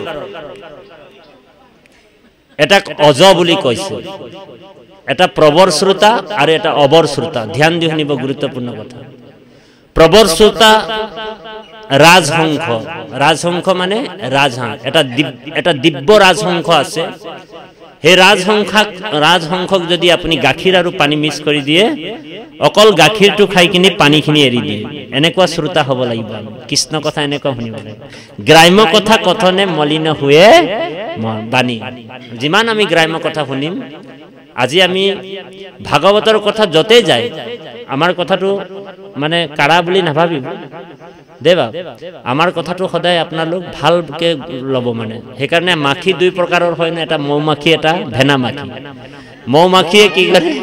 মৌমাখিয়ে কি কৰে বেয়াৰ পৰা ভালটো লয় আমাৰ বেয়াৰ পৰা আপোনালোক ভালটো লব আৰু ভেনা মাখিয়ে কি কৰে জানেনে আপুনি যিমানে ধুনীয়াকে ডিওডৰেন্ট সেন্ট পাউডাৰ লগাই ৰাখে ভেনা মাখিয়ে গৈ কিনি ঘাঁ টুকুৰাতে পৰি যায় তাতি বাপৰ দুখটো ওলাই লব যে ক'ত আছে তাতি বাপৰ ঘাটো হয় না বাৰু গতিকে শ্ৰোতা দুই প্ৰকাৰৰ এক হৈছে প্ৰবৰ শ্ৰোতা আৰু এক হৈছে অবৰ শ্ৰোতা প্ৰবৰ শ্ৰোতাই কি কৰে জানেনে মানে ৰাজহংস তাৰ উদাহৰণ গাখীৰ আৰু পানী মিক্স কৰি দিলে গাখীৰটো খাই পানীখিনি এৰি দিয়ে এনেকুৱা শ্ৰোতা হ'ব লাগিব একান্ত মানে যতে ভাগৱতৰ কথা শুনিবলৈ যাওঁ লাগিলে 2 ঘণ্টা শুনো 3 ঘণ্টা শুনো 10 মিনিট শুনো 20 মিনিট শুনো 5টা নিয়ম পালন কৰিব লাগিব এক হৈছে সাৱধানে 2 হৈছে একচিতে 3 হৈছে একমনে 4 হৈছে নিখবদে আৰু 5 হৈছে সৰ্বজনে এই 5টা নিয়ম আমাৰ গুৰুজনাই কৈছে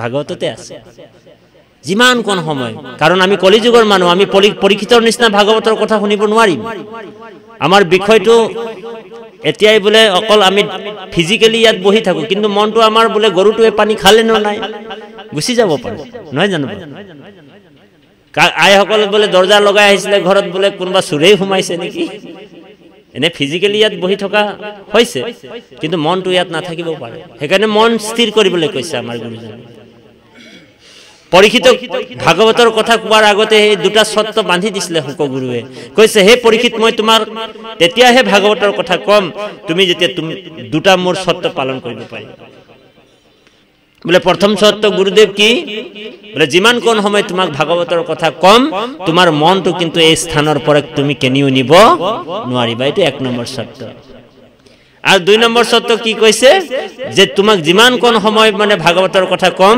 তুমি জলৰ বাহিৰে তুমি অন্ন গ্ৰহণ কৰিব নোৱাৰিবা বানি দিলে কিন্তু আমি তো কলিযুগৰ মানুহ আমাক অকমানতে ভোক লাগে পিয়াহ লাগে আইসকলৰ তো প্ৰেছাৰ ডায়াবেটিস নামঘৰতো আজিকালি মুঢ়া লৈ লৈ যায় আৰু হয় না আইসকল চাবচোন বহুত নামঘৰ বিলাকত একেবাৰে খাই বই কিনে ও হৰি ও ৰাম হৈ গৈছে আইসকল আৰ মুঢ়া লৈ লৈ যায় ধৰাত আজিকালি আইসকল নবহে প্ৰায় হ্যাঁ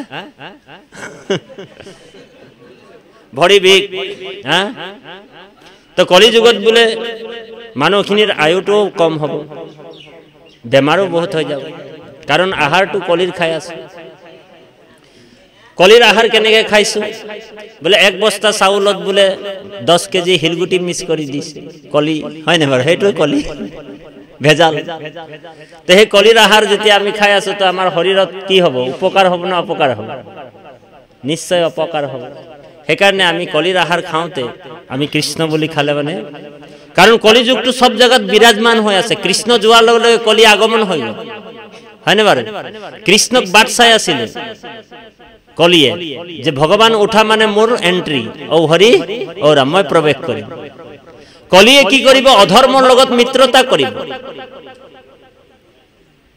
কলিয়ে কি কৰিব অধৰ্মৰ লগত মিত্ৰতা কৰিব কলিনা অধৰ্মে মিত্ৰেনো বাধিতা ধৰয় অধুনা অধৰ্মৰ লগত ফ্ৰেন্ড পাতিব আৰু ধৰ্মক খেদাই দিব ये धर्म को खेदाइला कली अधर्मे हे भोला बोली देखा लुक भोला एकाकार पाप बाढ़े दिने दिने कृष्णर शरण बिने और आत नहीं खेनिस्तार और कलि जुग तो बहुत डेंजर जुग बोली कैसे दुष्कर जुग बोले परम दुर्जन कलि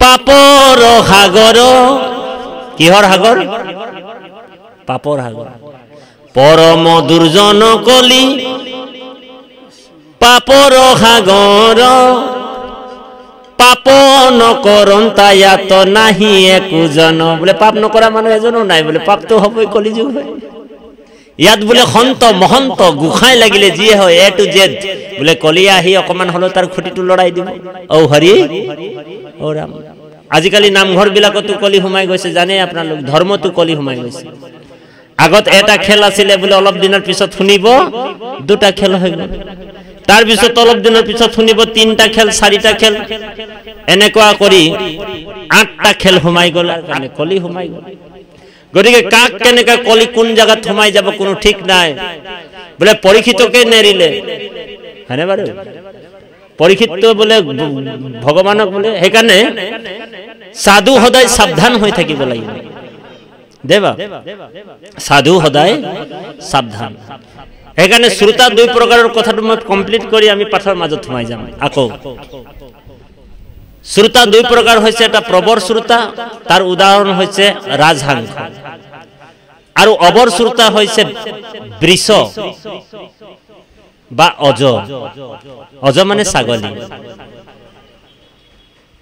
কিছুমান ভাগৱতৰ কথা শুনিবলৈ আহে চাব গুৰু পাতি পাতি লেব লেব লেব লেব লেব লেব লেব লেব ছাগলীৰ নিচিনা কৈ থাকিব নিজেও কৃষ্ণ কথা নুশুনে আৰু আনকো ডিস্টাৰ্ব কৰি থাকে এনেকুৱা শ্ৰোতা আছে ঘৰৰ পৰা বিউটিফুল হৈ কিনে ওলাই আহে একদম হাজি কাচি ধুনীয়াকে কিন্তু ইয়াত আহি বহি কিনে কৃষ্ণ কথা নুশুনে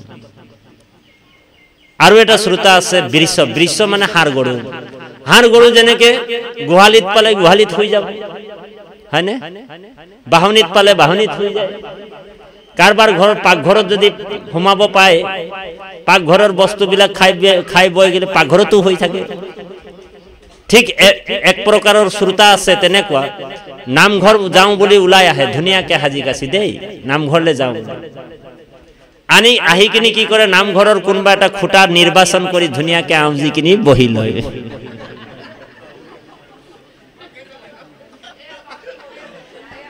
নহয় এতিয়াৰ কথা কোৱা নাই মানে সেইকাৰণে ধুনীয়াকে আউজি কিনি খুঁটাটোত বহি ল'ব আমাৰ নামাচাৰ্যই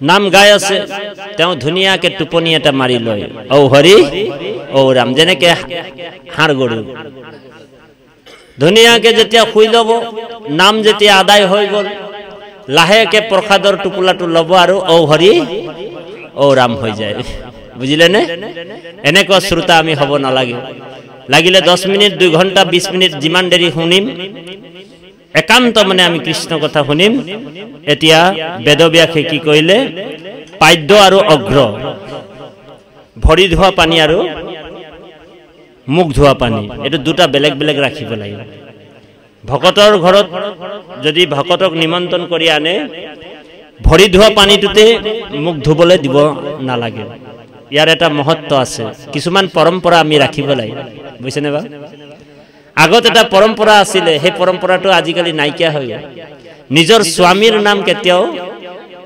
আইগৰাকীয়ে নলয় কিন্তু আজিকালি তো ডাইৰেক্ট কৈ দিয়ে হয় না হেতু এটা পৰম্পৰা নিজৰ ডাঙৰ লৰাজনৰ নামও আগত নাম ধৰি নামাতিছিল এইটা এটা পৰম্পৰা সব পৰম্পৰা এৰিলেও আমাৰ বিপদ হৈ যায় আগত গৰ্ভৱতী মহিলাৰ পৰা অন্ন গ্ৰহণ নকৰিছিল যজ্ঞ পবিত্ৰ সংস্কাৰ তথা গৰ্ভ সংস্কাৰ নোহোৱালৈকে গৰ্ভৱতী মহিলাৰ পৰা ভকতক আহাৰ মানে ৰান্ধি বাটি আহাৰ খোৱা নিষেধ আছিল ইয়াৰ ৰহস্য আছিল বাৰু আগত কিন্তু আমাৰ গুৰুজনাই সকলো মুকলি কৰি গতিকে নাৰদক বেদব্যাসে পাদ্য অগ্ৰে গন্ধে পুষ্পে পূজিলা প্ৰণিপাতে পুছিলা কুশল আগমন তাৰ পিছত কি কৈছে আমি অকমান পাঠৰ মাজত সোমাই যাম তাৰ পিছত এটা আমি কাহিনী কম আপোনাহবৰ মাজত ই ৰাম কৰিলা হা বেদৰ অনেক শাখা ভেদ যাৰ যেন জাতি ধৰ্ম দিলা পৰিছে কৰিলা হা ভাৰত পুৰাণ অষ্টাদশ জগতত ব্যাপিলে তোমাৰ মহাযশ ব্ৰহ্ম গোহাই খাত তুমি কৰা সমাধিত তথাপি তোমাৰ কেনে অসন্তুষ্ট চিত্ত কহিও কৰিখি মুত ইহাৰ কাৰণ শুনি প্ৰণিপাতে ব্যাখে বুলিলা বচন হও যদি আমি বেদ শাস্ত্ৰত পাৰ্গত করুণীতে ঈশ্বর অর্পণা কর্মযত মহাজ্ঞান পূর্ণ আমি জগতে প্রখ্যাত হুন্ত সমাধিতে ব্রহ্ম ওই আপুনি হাইখাত এ তথাপি নুগুছে মোর মনে অসন্তোষ নপাও বিমরিখি কিবা কৰি আছো দুখ হে ৰাম আপুনি অগাধ বুদ্ধি ই অংশ অৱতাৰ পুছু হুত মাত কয়ো কাৰণ ইহাৰ নাৰদ বদতি শুনা মহামুনি ব্যাস তুমি খে কৰিলা হবে জগত কে নাখ নিৰন্তৰে পশুৰ লুৱাইলা তুমি প্ৰাণ নাহি মন্দ কৰ্ময়াৰ ইহাৰ মান আকস্মিকে লোকক কৰাইলা হিংসা ধৰ্ম নুবুজিলা তুমিও বেদৰ তত্ত্ব মৰ্ম গৰিহিত কৰ্মকো কহিলা ধৰ্ম বুলি তোমাৰ বচনে লোক নাখিল মূলি নাৰদে বেদব্যাসক কৈছে যে তোমাৰ যদিও চৈধ্য শাস্ত্ৰত তুমি পাৰ্গত তোমাৰ সমাধিতে তুমি ব্ৰহ্মক হৃদয়ত সাক্ষাৎ দৰ্শন কৰি ল'ব পৰা তথাপিও তোমাৰ চিত শান্ত নহয় কাৰণ তোমাৰ ভগৱন্তৰ প্ৰতি প্ৰীতি নাই প্ৰেম নাই ভগৱন্তৰ জন্ম লীলা ৰহস্যৰ কথাটো তুমি কতো উল্লেখ নকৰিলা সেইকাৰণে গীতাটো অৰ্জুনক কৈছে হে অৰ্জুন মোৰ জন্ম কৰ্ম মুহুৰে হে গুণ নাম শ্ৰৱণ কীৰ্তন কৰি বেক অবিশ্ৰাম মোৰ কথা শ্ৰৱণত কৰিবেক ৰতি আকে হে বুলয় সখী উত্তম ভকতি এই বেদব্যাসে আৰু নাৰদৰ যিটো সংবাদ হৈছে এটো পৃথিৱীৰ প্ৰথম ধৰ্ম সভা হৈছে পৃথিৱীৰ এটো প্ৰথম ধৰ্ম সভা নবা ইয়াতকে আগত আৰু ভগৱন্তৰ বিষয়বস্তু লৈ কিনি সভা পাতিছিলে নেকি কোনো নাই পতা সেইকাৰণে নাৰদ আৰু বেদব্যাসৰ যিটো সংবাদ এটো পৃথিৱীৰ প্ৰথম ধৰ্ম সভা বহিছে বদৰিকা আশ্ৰমে নাৰদক কৈছে এই বেদব্যাসক কৈছে যে তোমাৰ কাৰণে মানুহবিলাক লম্পট হ'ল প্ৰাণী হিংসা কৰি স্বৰ্গ পাম বুলি কিনি আশা কৰি নানা জীৱ জন্তুক বধ কৰি পুণ্য যে কেনেবাকে যদি হৈ যায় কলৈ যায় স্বৰ্গলৈ যায় তাৰ পিছত যেতিয়া পুণ্যটো আদায় হয় আকৌ বোলে নৰকত তেওঁলোকে ঘূৰি আহিবলগীয়া হয় সেইকাৰণে কৃপালু বাপাই সমস্ত আমাৰ দুটা বস্তু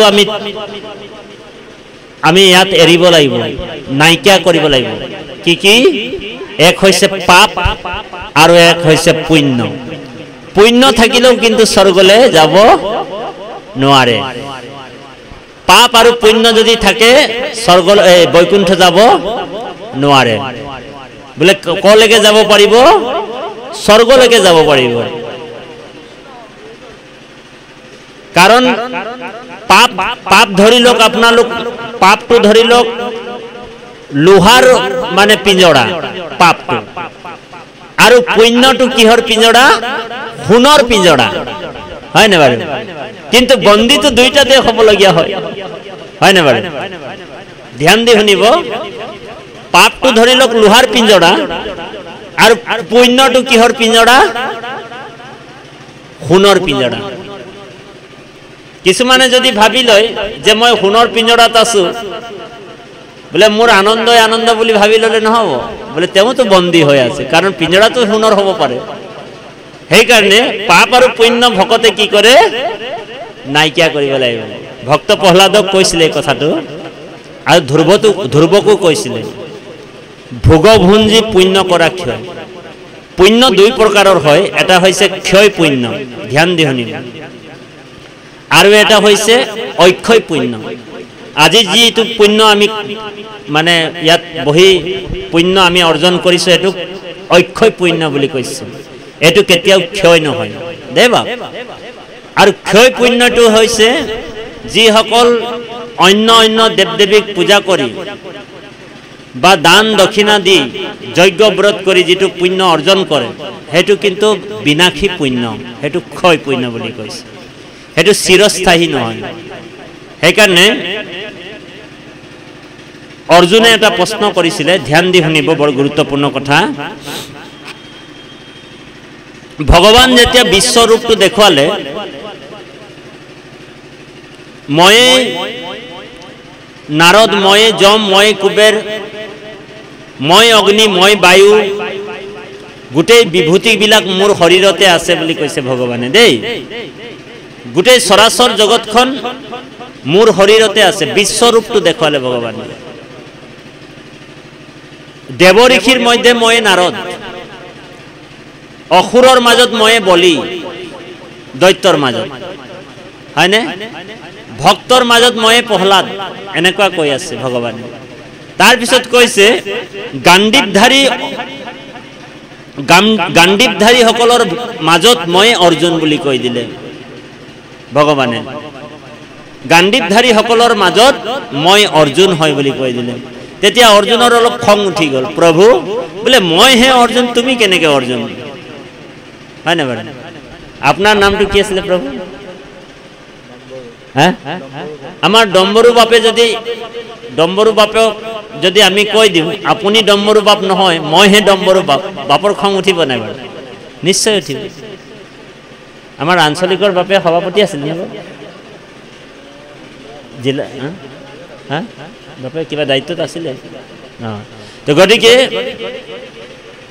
অৰ্জুনক কৈছে যে ভগৱানে তুমি অৰ্জুন নহয় মই হে অৰ্জুন বোলে কিয় বোলে তুমি এনেকুৱা কলা বোলে হয় তুমি কিন্তু নৰ ৰূপে আছা আৰু মই নাৰায়ণ ৰূপে আছো তোমাৰ আৰু মোৰ মাজত ডিফাৰেন্স এইটোৱে তেতিয়া অৰ্জুনৰ খেলি মেলি লাগি গল এটা কথা সুধিলে অৰ্জুনক কৈছে হে অৰ্জুন এই অৰ্জুনে কৈছে ভগৱানক ভগৱান তুমি যে কৈ আছা তোমাকে পূজা কৰা তোমাকে সেৱা কৰা অন্য অন্য মানুহবিলাকে অন্য অন্য দেৱ-দেৱী পূজা কৰিছে সেই মানুহবিলাকে পাপ কৰিছে নেকি প্ৰভু এটো ডাইৰেক্ট প্ৰশ্ন কৰিছে অৰ্জুনে ভগৱানে অৰ্জুনক কৈছে যে অহম সৰ্বৈশ্ব প্ৰভুব্ব মতো সৰ্বম প্ৰবৰ্তন্তে ইতি মত্তা ভজন্তে মাম বুধা ভাৱো সমন্বিত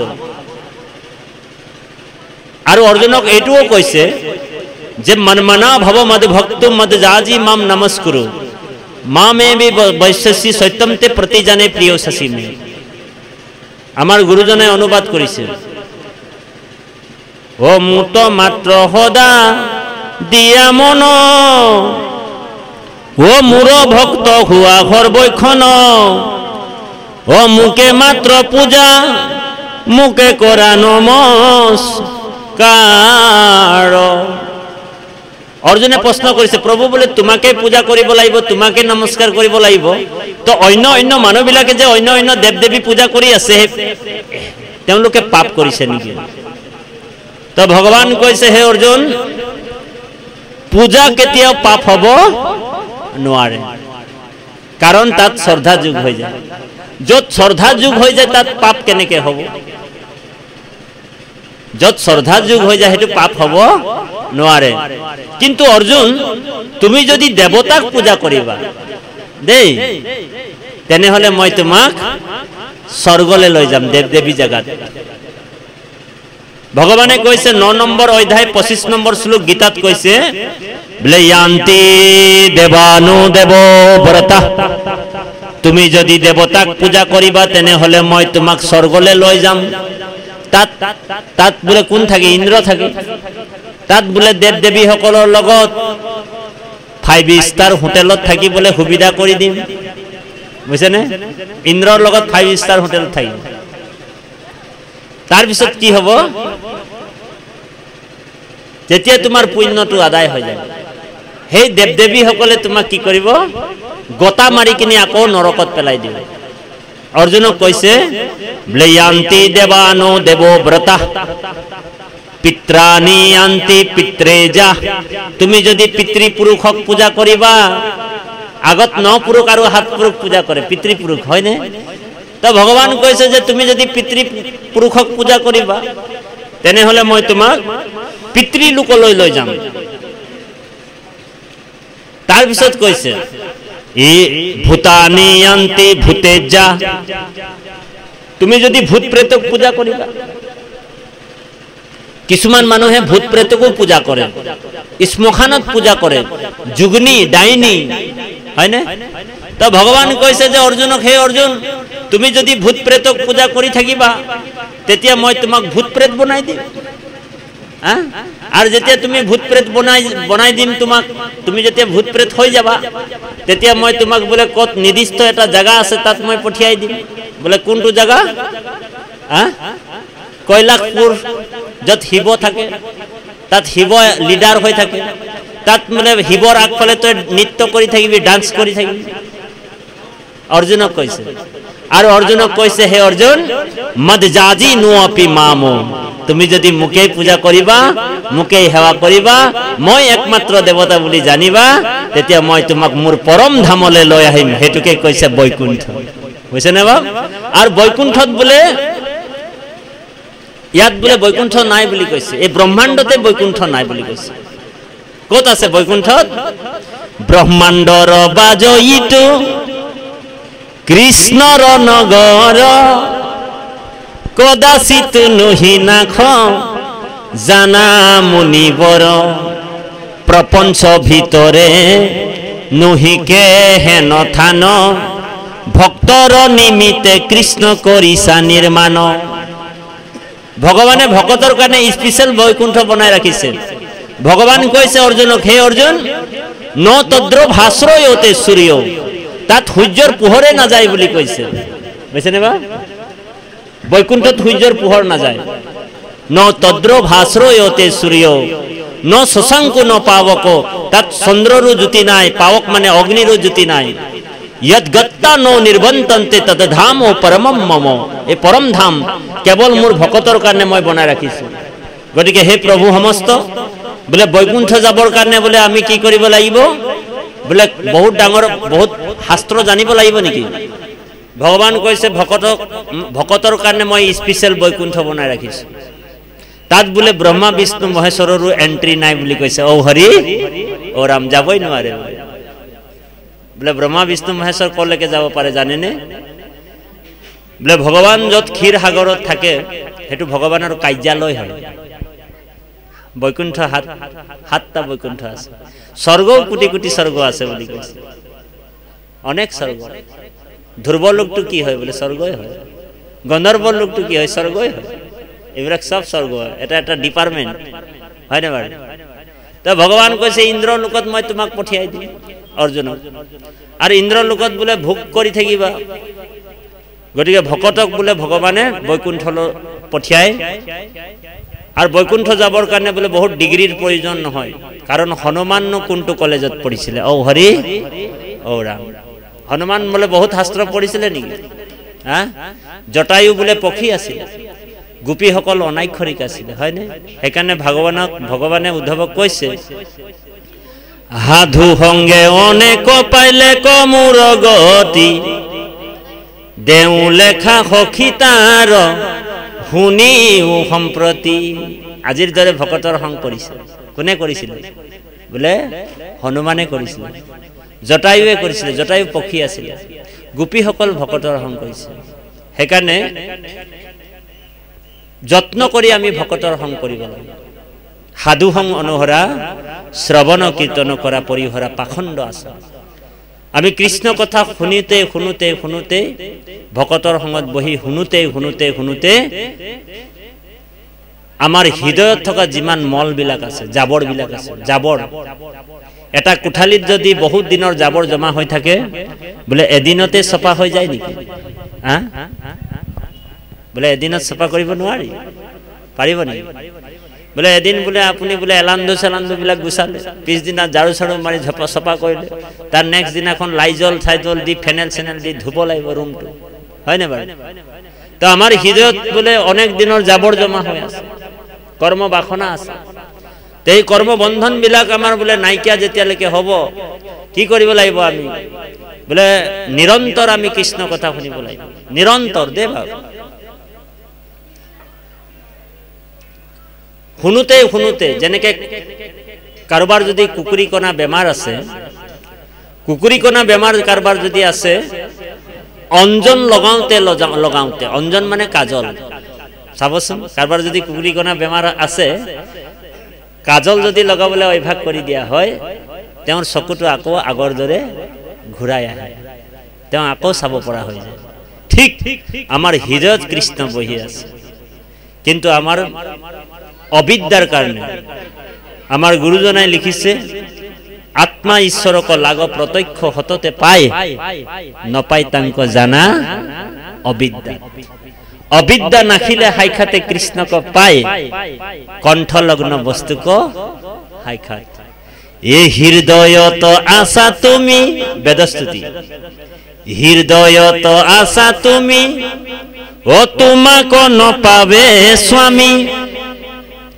ভক্তি সারি বিষয় লোভত কণ্ঠতে আশয় মনি তাকো বিস্মরিয়া মানি নজানি বিচারিয়ে বাহিরত হয়নে বাৰু আমাৰ হৃদয়ত যে ভগৱান আছে এই কথাটো আমি গমেই নাপাওঁ আমি কত বোলে তীৰ্থস্থান ভ্ৰমণ কৰিছো বোলে কত জগন্নাথপুৰীত ভগৱান পৰশুৰামত ভগৱান ঢেকিয়াখোৱা নামঘৰত ভগৱান আঠখিলিয়া নামঘৰত ভগৱান নগাঁৱৰ বোলে মৃত্যুঞ্জয় মন্দিৰত ভগৱান বোলে না মন্দিৰ মে না মসজিদ মে হিন্দীত কৈছে বোলে না মন্দিৰ মে না মসজিদ মে না সড়ক মে না গুফা মে मैं तो तेरी पास हूं मैं तो তোর লগতে আছি ভগৱানে কৈছে মই তো তোমাৰ লগত এনি টাইমে আছি হয় না বাৰু বোলে সমস্ত কাষ্টতে অগ্নি আসন্ত বিয়াপি ঘড়িখনে বিনে তাক নেদেখে কদাপি হেহি মতে আশা হৰি হবাৰু হিয়াত ভকতি বিহীনে তাক নজানে কদাপি বোলে খড়িটোতে জুই আছে আপুনি বিনা জুচলাইতে খড়ি জ্বলাব পাৰিব তাৰ প্ৰচেছটো জানিব লাগিব ন বাব খড়িত জুই আছে আপুনি জুচলাই নুহুনোৱাকে বোলে খড়ি জ্বলাব পাৰিব বোলে কেনেকে জ্বলাব আপুনি সেই খড়িডালত যেনিবা জুই আছে আপুনি দেখাই নাই খড়িত কেনেকে জুই আছে আপুনি একো কৰিব নালাগিব বোলে খড়ি এটুকুৰা ললে কটাৰীৰে ফুটা কৰি দিলে আৰু অকণমানি এটা খড়ি ল'ব ফুটাটোত ঘৰখন কৰি থাকক বোলে তাৰ পৰাই জুই ওলাই খড়িটো জ্বলি যাব ঠিক আমাৰ হৃদয়তে পৰমাত্মা ভগৱান বহি আছে সেইকাৰণে বোলে না যাওঁ কাশীলৈ যাব নালাগে না যাওঁ বৃন্দাবন जहां बिछालो आसन वही मेरी अविनाशी अपनी मैं अविनाशी বিচাৰি বাহিৰলৈ যাব নালাগে আমাৰ গুৰুজনাই কৈছে কি কৈছে কীৰ্তনত কৈছে হয়নে আশা হৰি হবাৰো হিয়াত হয়নে বাৰু সকলোৰ হৃদয়ত ভগৱান আছে গীতাত অৰ্জুনক কৈছে হে অৰ্জুন সৰ্বস্ব সাহং হৃদয় সন্নিবিষ্ট সেইকাৰণে আমি প্ৰাণী হিংসা কৰিব নাপায় ইয়াত এই কথাটোৱে কৈ আছে যে আমি সকলো প্ৰাণীত ঈশ্বৰ আছে বুলি ভাৱটো আহিব লাগে। আমাক গুৰুজনে উপায় বান্ধি দিছে, বিশেষত মনুষ্যগণত যিটো প্ৰথমে তুমি মানুহৰ পৰা আৰম্ভ কৰা। যদি তুমি সমস্ত ভোজত ঈশ্বৰ চাব নোৱাৰিছা, কৈ বাত নাহি, পেহলে তুম মানুহৰ পৰা আৰম্ভ কৰি দিয়া। কিন্তু আমি মানুহৰ পৰাই আৰম্ভ কৰিব নোৱাৰো। ইজনে ইজনৰ প্ৰতি ইৰিখা, অসূয়া, কুচুত, কপট এইবিলাক আমাৰ সময় আছে। আমাৰ সমাজতো তেনেকুৱা থাকেই বাৰু, কিছুমান আছে। যদি বৰা বাপক কেনেবাকে নাম প্ৰসংগত নামটো প্ৰস্তাৱ হৈ যায়, শইকীয়া বাপ লাহেকে উঠি গুচি যায়, ঔ হৰি ঔ ৰাম। কেনেবাকে ৰহিলা এগৰাকীক বৰগীত গাবলৈ দি দিলে, পমিলা এগৰাকী লাহেকে গুচি যায়, হয় নে বাৰু? এইবিলাক এৰিব লাগিব। আৰু মোৰ মই বিলাক এৰিব লাগিব বেছিকে। মোৰ মই যেনেকে উদাহৰণ ভাগৱতত কৈছে, যত হাংসা ধন ধান পুত্ৰ পৰিবাৰ সংগে কৰতিও নাযায়, কৈৰ পৰা হে জীৱ কৈত তোৰ বাখ, ঈশ্বৰ ইচ্ছায়ে মিলে সংযোগ বিয়োগ। শিৱপুৰাণত কৈছে, বুজিছেনে? গতিকে আমি কি কৰিছো বাৰু? বোলে মোৰ ধন, মোৰ মাটি, মোৰ বাৰী, অকল মোৰ আৰু মই, হয় নে বাৰু? আমি অকল মোৰ ধন, মোৰ মাটি, মোৰ বাৰী, অকল মোৰ বুলি কৈ আছো। আমাৰ বাগানীয়া ভাষাত কৈছো দেই, বোলে মোৰ ধন, মোৰ মাটি, মোৰ বাৰী, মোৰ ল'ৰা, মোৰ ছোৱালী, অকল মোৰ। তো ভগবান ভাবিছে এই মানুহটা তো অকল মরকে আছে, ইয়াকে বলে জলদি করে মরাই দিয়াটাই ভাল। তাক 60 আর 70তে ঔ হরি ঔ রাম করে দিয়ে, যি মর বলি কৈ থাকে। কারণ মানুহটো যদি মরকে থাকবে তো মরাই দিয়াই ভালো আগে, হয় না বাৰু? আগে তো ৰাখে লাভ নাই। তো ভগবান কি কৰে আপনাৰা বুঝি পাইছে না বাৰু? আমাৰ ভাষাটো অসুবিধা পালে কব। সেইকাৰণে ভকতসকল বহুত চতুৰ হয়। আজি আমাৰ এইটো ৰিহাৰ্চল চলিছে, এইটো অখৰা দে বাপ। অখৰা আগত দুই প্ৰকাৰৰ হয়। আজি এইটো চলিছে যে এইটো অখৰা, তাঁতি বাপৰো অখৰা। আপোনালোক নাভাবিব যে এইটো তাঁতি বাপৰ অখৰা নহয় বোলে, এইটো আমাৰো অখৰা। অন্তিম সময়তে আমাৰ বোলে ফাইনেল বোলে ভাওনা দিনাখনে আমাৰ গোটেই হেৰিটো ওলাই আহিব, কোনে কিমান বোলে নাম গাইছিলে, কীৰ্তন কৰিছিলে, ঈশ্বৰৰ ভকতি কৰিছিলে, হয় নাই? ৰিজাল্টটো বোলে সেইদিনাখনে ওলাই যাব, হয় নাই? কিন্তু অখৰাটো আমি ভালকে কৰিব লাগিব। অখৰাত দুটা বস্তু আছে, বচন আৰু মোচন। বোলে বচনটো ভালকে গালো, কিন্তু মোচনটো যদি ভকতৰ সময়ত বহি কিনি যদি ভালকে নিদিলো, তেতিয়াও আমাৰ বিপদ। সেইকাৰণে মোচনো ভালকে কৰি ল'ব লাগিব। ইয়াত যদি আহি পিলিং পালাং কৰি থাকিব তো লাভ একো নহ'ব আমাৰ, হয় নাই বাৰু? সেইকাৰণে বচন আৰু মোচনটো আমি ঠিক কৰিব লাগিব। মোৰ ধন, মোৰ মাটি, মোৰ বাৰী এইবিলাক এৰি সকলোখিনি কৃষ্ণৰ চৰণতে অৰ্পণ কৰিব লাগিব। দেবা আমি সকলো কৃষ্ণত অৰ্পণ কৰিব লাগিব। যতেক সুকৃতি মানে কৃষ্ণত অৰ্পিত। যদি মান সন্মানো বেছি পাই আছে দেই, মান সন্মান বেছি আহি থাকিলেও সাৱধান হ'ব লাগিব দেই। কিছুমান মানুহ মান সন্মান পাই থাকিলে অহংকাৰ হৈ যায়। অহংকাৰটো কোন ফালৰ পৰা আহিব কোনো ঠিক নাই। আৰু অহংকাৰ, ভগৱান সব বস্তু ভাল পায়। অহংকাৰ হলে কিন্তু শিৱকো নেৰে ভগৱান, নাৰদকো নেৰে, ব্ৰহ্মাকো নেৰে, তাঁতি বাপকো এৰিব নেকি? নেৰে। বোলে এজন মানুহক বোলে প্ৰত্যেক দিনাখন আগ ধৰাটোৱে লাগে। আজি গ'ল বোলে আগ ধৰাত বহিলে, কালি গ'ল বোলে আগ ধৰাতে বহিলে, 3 নম্বৰ দিনা গৈ কিনে আগ ধৰাতে বহিলে, চতুৰ্থৰ দিনাখন যদি কেনেবাকে আগ ধৰাটো নাপায়, তেনেহলে কি কৰে? লাহেকে উঠি কিনি ঔ হৰি ঔ ৰাম হৈ যায়। তাৰমানে সন্মানটো লাগে, আগ ধৰাটোৱে লাগে। বোলে সন্মানটো কেনেকে বস্তু জানেনে? ধ্যান দি শুনিব, গুৰুত্বপূৰ্ণ কথা। বোলে সন্মানম সুৰাপানম, সন্মানটো মদতকৈ নিচা বস্তু। ঔ হৰি ঔ ৰাম। সেইকাৰণে জ্ঞানীসকলে সন্মান নিবিচাৰে দেই। সন্মানম সুৰাপানম, সন্মানটো মদতকৈ নিচা বস্তু। প্ৰতিষ্ঠা সুক্ৰী বিস্তা, আৰু প্ৰতিষ্ঠাটো কি বস্তু? গাহৰি মলৰ লগত তুলনা কৰিছে। গৌৰৱম ঘূৰ ৰৌৰৱম, গৌৰৱটো কি বস্তু? বোলে নৰকৰ লগত তুলনা কৰিছে। তস্মাৎ প্ৰয়ম তেজম, এই তিনিটা বস্তু ভকতে ত্যাগ কৰিব লাগিব। আৰু ভকতে কি বিচাৰিব লাগিব বোলে, জৈতে তৈতে গয়া জন্ম লভু আপোন কৰ্মৰ গতি, তৈতে তৈতে তোমাৰ চৰণে থাকুক দৃঢ় ভকতি। ভকতে সদায় ভকতি বিচাৰিব। য়েন্ন মাংগু হুক ভোগ নলাগে মুকুতি, তোমাৰ চৰণে মাংগু অমূল্য ভকতি। হয়নে? ভকতে সেইটোৱে বিচাৰে বোলে, মুখে লৌক নাম মোৰ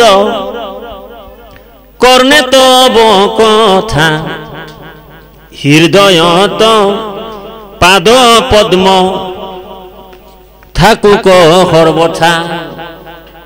ভক্তি আৰু মুক্তি এই দুটা বস্তু। ভক্তি মুক্তি স্পৃহা পিচাচিনী হৃদয় বৰ্ততে।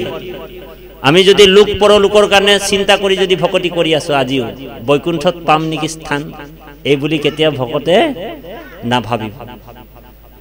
সেইকাৰণে আমাৰ গুৰুজনে কৈছে, মুক্তি তু নিস্পৃহা যিটো সেহি ভকতক নামৰ ৰসময় মাঙো হব ভকতি। ভকতে কেতিয়াও মুক্তিও বিচাৰিব নালাগে। হে প্ৰভু, হে নাৰায়ণ, হে কমল নয়ন, মোক মুক্তি নালাগে, ভক্তিও নালাগে, ভোগ নালাগে। বোলে ভক্তি আৰু মুক্তিটো কি বস্তু জানেনে? বোলে পিখাচিনী হৃদয় বৰ্ততে। বোলে ভক্তি মুক্তিৰ আশা কৰি যদি কোনোবা ভকতি কৰিছে, তেনেহলে পিখাচিনী নিচিনা হৈ যায় ভক্তিটো। সেইকাৰণে ভকতে প্ৰভুক বিচাৰে, হে প্ৰভু মোক ভকতি নালাগে, মুকুতিও নালাগে। কৃপালু বাপাই সমস্ত কৃষ্ণক ভক্তি কৰা সকল, যিসকলে কৃষ্ণক ভক্তি কৰে সেইসকলৰ তিনিটা পৰীক্ষা হয়। আমি তিনিটা পৰীক্ষা আপোনাৰৰ মাজত প্ৰকাশ কৰিম। ভগৱানে কৈছে, যি কৰে মোক আশ তাক কৰো মই সৰ্বনাশ। যি মোক আশা কৰে তাক মই সৰ্বনাশ কৰি পেলাম। তথাপিও যদি মোৰ চৰণ তেওঁ নেৰে, তেনেহলে মই তাৰ বনি যাওঁ দাসৰো দাস। ভকতৰ আকৌ তিনিটা পৰীক্ষা হয়। আপোনালোকৰো হ'ব পাৰে, আমাৰো হ'ব পাৰে। ধ্যান দি শুনিব, বৰ গুৰুত্বপূৰ্ণ কথা। এইটো দশম স্কন্ধত কৈছে, যুধিষ্ঠিক কৈছে ভগৱানে যে মোৰ ভকতসকলক মই তিনিটা পৰীক্ষা লম। বোলে কি পৰীক্ষা? ভগৱান কৈছে যে যিজন মোক কৃষ্ণক ভক্তি কৰিবলৈ আহে, কৃষ্ণ শব্দৰ অৰ্থ দুটা, ধ্যান দি শুনিব। কৃষ হেন শব্দ এইটো পৃথিৱী বাচক ন্য আনন্দ প্ৰবত। যি কৃষ্ণক ভক্তি কৰিছে সেইজনে পৃথিৱীৰ আনন্দ লৈ আছে, কাৰণ আনন্দই হৈছে ভগৱান। কোনোবা নাস্তিকে ক'ব পাৰে যে মই কৃষ্ণক ভজা নাই, কিন্তু নাস্তিকজনো কি বিচাৰে? আনন্দ বিচাৰে। আৰু আনন্দ কি হয় বোলে? ব্ৰহ্ম হয়। আনন্দ কি হয় বোলে? ব্ৰহ্ম হয়। তেওঁ ইনডাইৰেক্টলি যেনিবা ঈশ্বৰকে ভক্তি কৰি আছে। কোনোবা নাস্তিকে ক'ব পাৰে যে আমি ঈশ্বৰক নভজো, আমি ঈশ্বৰক বিশ্বাস নকৰো, কিন্তু আনন্দ বিচাৰি আছে। আৰু আনন্দ কোন হয় বোলে? আনন্দ পৰম ব্ৰহ্ম পৰমাত্মা হয়, ভগৱান। চবকে তো আনন্দ লাগে, সুখ লাগে, হয় না বাৰু? জীৱবিলাকতো সকলো আনন্দই বিচাৰে। ভগৱানে কৈছে যে যি মোৰ ভকতি কৰিবলৈ আহিব, মই তাৰ তিনিটা পৰীক্ষা ল'ম। সেইকাৰণে কৃষ্ণ শব্দৰ অৰ্থ আৰু এটা আছে সংস্কৃত শ্লোকত, সৰ্বম কৰ্ষতি ইতি কৃষ্ণ। যি সকলো কৰ্ষণ কৰি লৈ গুচি যাব, সেইজনে কৃষ্ণ। ভগৱান কৈছে, যুধিষ্ঠিক কৈছে, হে যুধিষ্ঠিৰ, যিজন মোৰ ভকতি কৰে তেওঁক বোলে মই কি কৰো শুনা। বোলে য়েসাম অনুগন্দ্ৰামি হৰিসো তদ্ধনম সদহি। বোলে মই প্ৰথমে তাৰ ধন বিলাক হৰণ কৰিম। এক নম্বৰ পৰীক্ষা এইটো, ধ্যান দি শুনিব, গুৰুত্বপূৰ্ণ কথা। ভগৱান কৈছে যে যিজন মোৰ ভকতি কৰিব, প্ৰথমে মই তাৰ ধন বিলাক হৰণ কৰিম। ধন মানে কি? বোলে টকা পইচা নহয় দেই, কামনা বাসনাৰ ধন বিলাক। ঔ হৰি ঔ ৰাম, এইটো প্ৰথম পৰীক্ষা, মোৰ ভকতৰ প্ৰথম পৰীক্ষা ল'ম। আৰু দ্বিতীয় পৰীক্ষাটো তাতকৈ ডেঞ্জাৰ হ'ব বুলি কৈছে। ভগৱান কৈছে বোলে দ্বিতীয় পৰীক্ষাটো কি হ'ব? যে কৰমি বন্ধু বিচ্ছেদম, তাৰ মিত্ৰ কুটুম পৰিয়ালৰ পৰা মই তাক অকলশৰীয়া কৰি দিম। ঔ হৰি ঔ ৰাম। যিসকল আপোনালোক সংঘত সোমোৱাৰ পিছত আপোনালোকৰ পৰিয়ালবিলাক আপোনালোকক এৰি দিলে নেকি? কেনিবা হা এৰিছেনে? বেয়া পায়নে? হয়নে? খাটাং হয়নে? ভগৱান কৈছে কৰৌমি বন্ধু বিচ্ছেদম, তাৰ মিত্ৰ কুটুম পৰিয়ালৰ পৰা মই তাক অকলশৰীয়া কৰি দিম। আৰু 3 নম্বৰ পৰীক্ষাটো তাতকৈ ডেঞ্জাৰ ল'ম বুলি কৈছে। বোলে কি কৰিব ভগৱান? ভগৱান কৈছে বোলে সৰ্বম ক্লেশাদি জীৱনম, তাক মই দুখৰ ওপৰত দুখ দি দিম। বৰ গুৰুত্বপূৰ্ণ কথা। বোলে কেতিয়াবা মই তাৰ হাতটো ভাঙি পেলাম, ঔ হৰি ঔ ৰাম। এতিয়া পৰীক্ষাবিলাক অহাই নাই। বোলে কেতিয়াবা বোলে তাৰ 2টা ল'ৰা থাকিলে এটা ল'ৰাক ঔ হৰি ঔ ৰাম। কেতিয়াবা আইগৰাকীকো উঠাই লৈ যাব পাৰো, কেতিয়াবা বোলে বাপজনকো সোনকালে। বোলে ভগৱানৰ নাম গুণত সোমাইছিলে, বোলে শংকৰ সংঘত জইন হৈছিলে। উমাকান্ত বাপক মই এইটো কাৰণে কৈছো, কথাবিলাক ধ্যান দি শুনিব। পৰীক্ষা হ'ব কিন্তু দেই, আপোনাৰো হ'ব পাৰে, মোৰো হ'ব পাৰে। ভগৱান কৈছে যে সৰ্বম ক্লেশাদি জীৱনম, তাক মই দুখৰ ওপৰত দুখ দি দিম। 1 নম্বৰ পৰীক্ষা। 2 নম্বৰ কৰৌমি বন্ধু বিচ্ছেদম, তাৰ মিত্ৰ কুটুম পৰিয়ালৰ পৰা মই তাক একাষৰীয়া কৰি দিম, অকলশৰীয়া। কোনো ভাল নাপাব তাক। থ আৰু এইজন বোলে আমাৰো এনেকুৱা হ'ল ঘটনা। আমাৰ বংশতে জুই লাগি যায়। শংকৰ সংঘ বুলি ক'লে বংশতে জুই লাগি যায়, বুজিছেনে? সেইকাৰণে ভক্তিৰূপী বীজ যেতিয়া ৰোপণ কৰিব, ধ্যান দি শুনিব, ভক্তিৰূপী বীজটো যেতিয়া হৃদয়ত ৰোপণ কৰিব আৰু অংকুৰিত যেতিয়া হ'ব, তেতিয়া আপোনালোক ভালকে জেওৰা এটা দি দিব। বোলে কিয় জেওৰাটো দিব লাগিব? ছাগলীৰ পৰা বচাই ৰাখিব লাগিব। ঔ হৰি ঔ ৰাম, হয়নে বাৰু বাবু? ভক্তিৰূপী যেতিয়া বীজ অংকুৰিত হ'ব, কি কৰিব লাগিব? ভালকে জেওৰাটো দিব লাগিব। কি কাৰণে দিব লাগিব? বোলে সংসাৰত বহুত ছাগলী আছে, কেতিয়া বোলে আপোনাৰ বোলে আউকে খাই পেলাব ঠিক নাই, আপোনাক বাধা দিব। বোলে এইটো তই কি ধৰ্ম লৈ ললি ৰে? আমাকতো কি কৈছিলে জানেনে? বোলে আচমিয়া ধৰ্ম লিলিল বোলে। বোলে আচমিয়া ধৰ্ম থাকে নেকি বাৰু কওকচোন? থাকে আচমিয়া ধৰ্ম? বোলে তাঁতি বাপ এই অনিল বোলে কি ধৰ্ম লিলি ৰে? আচমিয়া ধৰ্ম লিলিল। সেইকাৰণে ভগৱানে কৈছে যে কৰৌমি বন্ধু বিচ্ছেদম, তাক মই মিত্ৰ কুটুম পৰিয়ালৰ পৰা মই তাক অকলশৰীয়া কৰি দিম। আৰু 3 নম্বৰ পৰীক্ষা তাতকৈ ডেঞ্জাৰ, বোলে সৰ্বম ক্লেশাদি জীৱনম, তাক মই দুখৰ ওপৰত দুখ দি দিম। কেতিয়াবা মই তাৰ হাতটো ভাঙি দিম, কেতিয়াবা ভৰিটো ভাঙি দিম। আপুনি ভকতি খুব ভালকে কৰিব, সেই সময়তে আপোনাৰ গণ্ডগোলবিলাক লাগি থাকিব। আপোনাক ভাবিব আপুনি কি ৰকম ভগৱানৰে বোলে, ইমান ভকতি কৰিছো, আমাৰ বোলে আমাৰে বোলে এনেকুৱা কণা গোসাঁই আমাৰে বোলে এনেকুৱা হৈছে। কেনেবাকে যদি এৰি দিয়ে তেনেহ'লে আপুনি ফেল। ঔ হৰি ঔ ৰাম। ভগৱান কৈছে যে ইমান পৰীক্ষা লোৱাৰ পিছতো যদি মোৰ ভক্তিটো তেওঁ সেই ভকতজন যদি নেৰে, তেনেহ'লে ব্ৰহ্মাই আহি কিনি সেই ভকতজনৰ চৰণ সেৱা কৰিব বুলি কৈছে। ঔ হৰি ঔ ৰাম। সেইকাৰণে কৈছো আপোনালোকক সৰ্বম ত্যক্তম হৰিম ভজম, আমাৰ সংসাৰ এৰাই গ'লেও আমি কৃষ্ণৰ চৰণ এৰিব নালাগে। আমাৰ পৰা সংসাৰো যদি এৰাই যায়, পুত্ৰ পৰিবাৰ চব যাব, কাৰণ এইটো অসাৰ। যত হাংসা ধন ধন পুত্ৰ পৰিবাৰ, সংগে এক ৰতিও নাযায়। নিজৰ আইগৰাকী যাব নেকি লগত? আইগৰাকী কৈছিলে নহয়, হৰি মই তোমাৰ অবিহনে জীয়াই নাথাকো। প্ৰমিছ কৰিছিলে, মনত কৰি দিয়ক কথাটো। মই তোমাৰ অবিহনে জীয়াই নাথাকো। যেতিয়া মানে প্ৰেম ভাল পাই আনিছিলে তেতিয়া সেই সময়ত কৈছিলে, হয়নে বাৰু? প্ৰেম ভাল পাই আনিবৰ সময়তে কি কোৱা হৈছিলে? মনত পেলাই দিলে হৈ যায়। বোলে তোমাৰ অবিহনে মই জীয়াই নাথাকো, তুমিও মোৰ অবিহনে জীয়াই নাথাকা। বোলে কি কৰিবা? বোলে হিয়া দিয়া নিয়া আৰু। ঔ হৰি ঔ ৰাম। বোলে হিয়া দিয়া নিয়া। এতিয়া বোলে কি হৈছে, যেনেকে হিন্দীত গান এটা আছে, বোলে বাদা না কর বাদা নিভানা পড়েগা।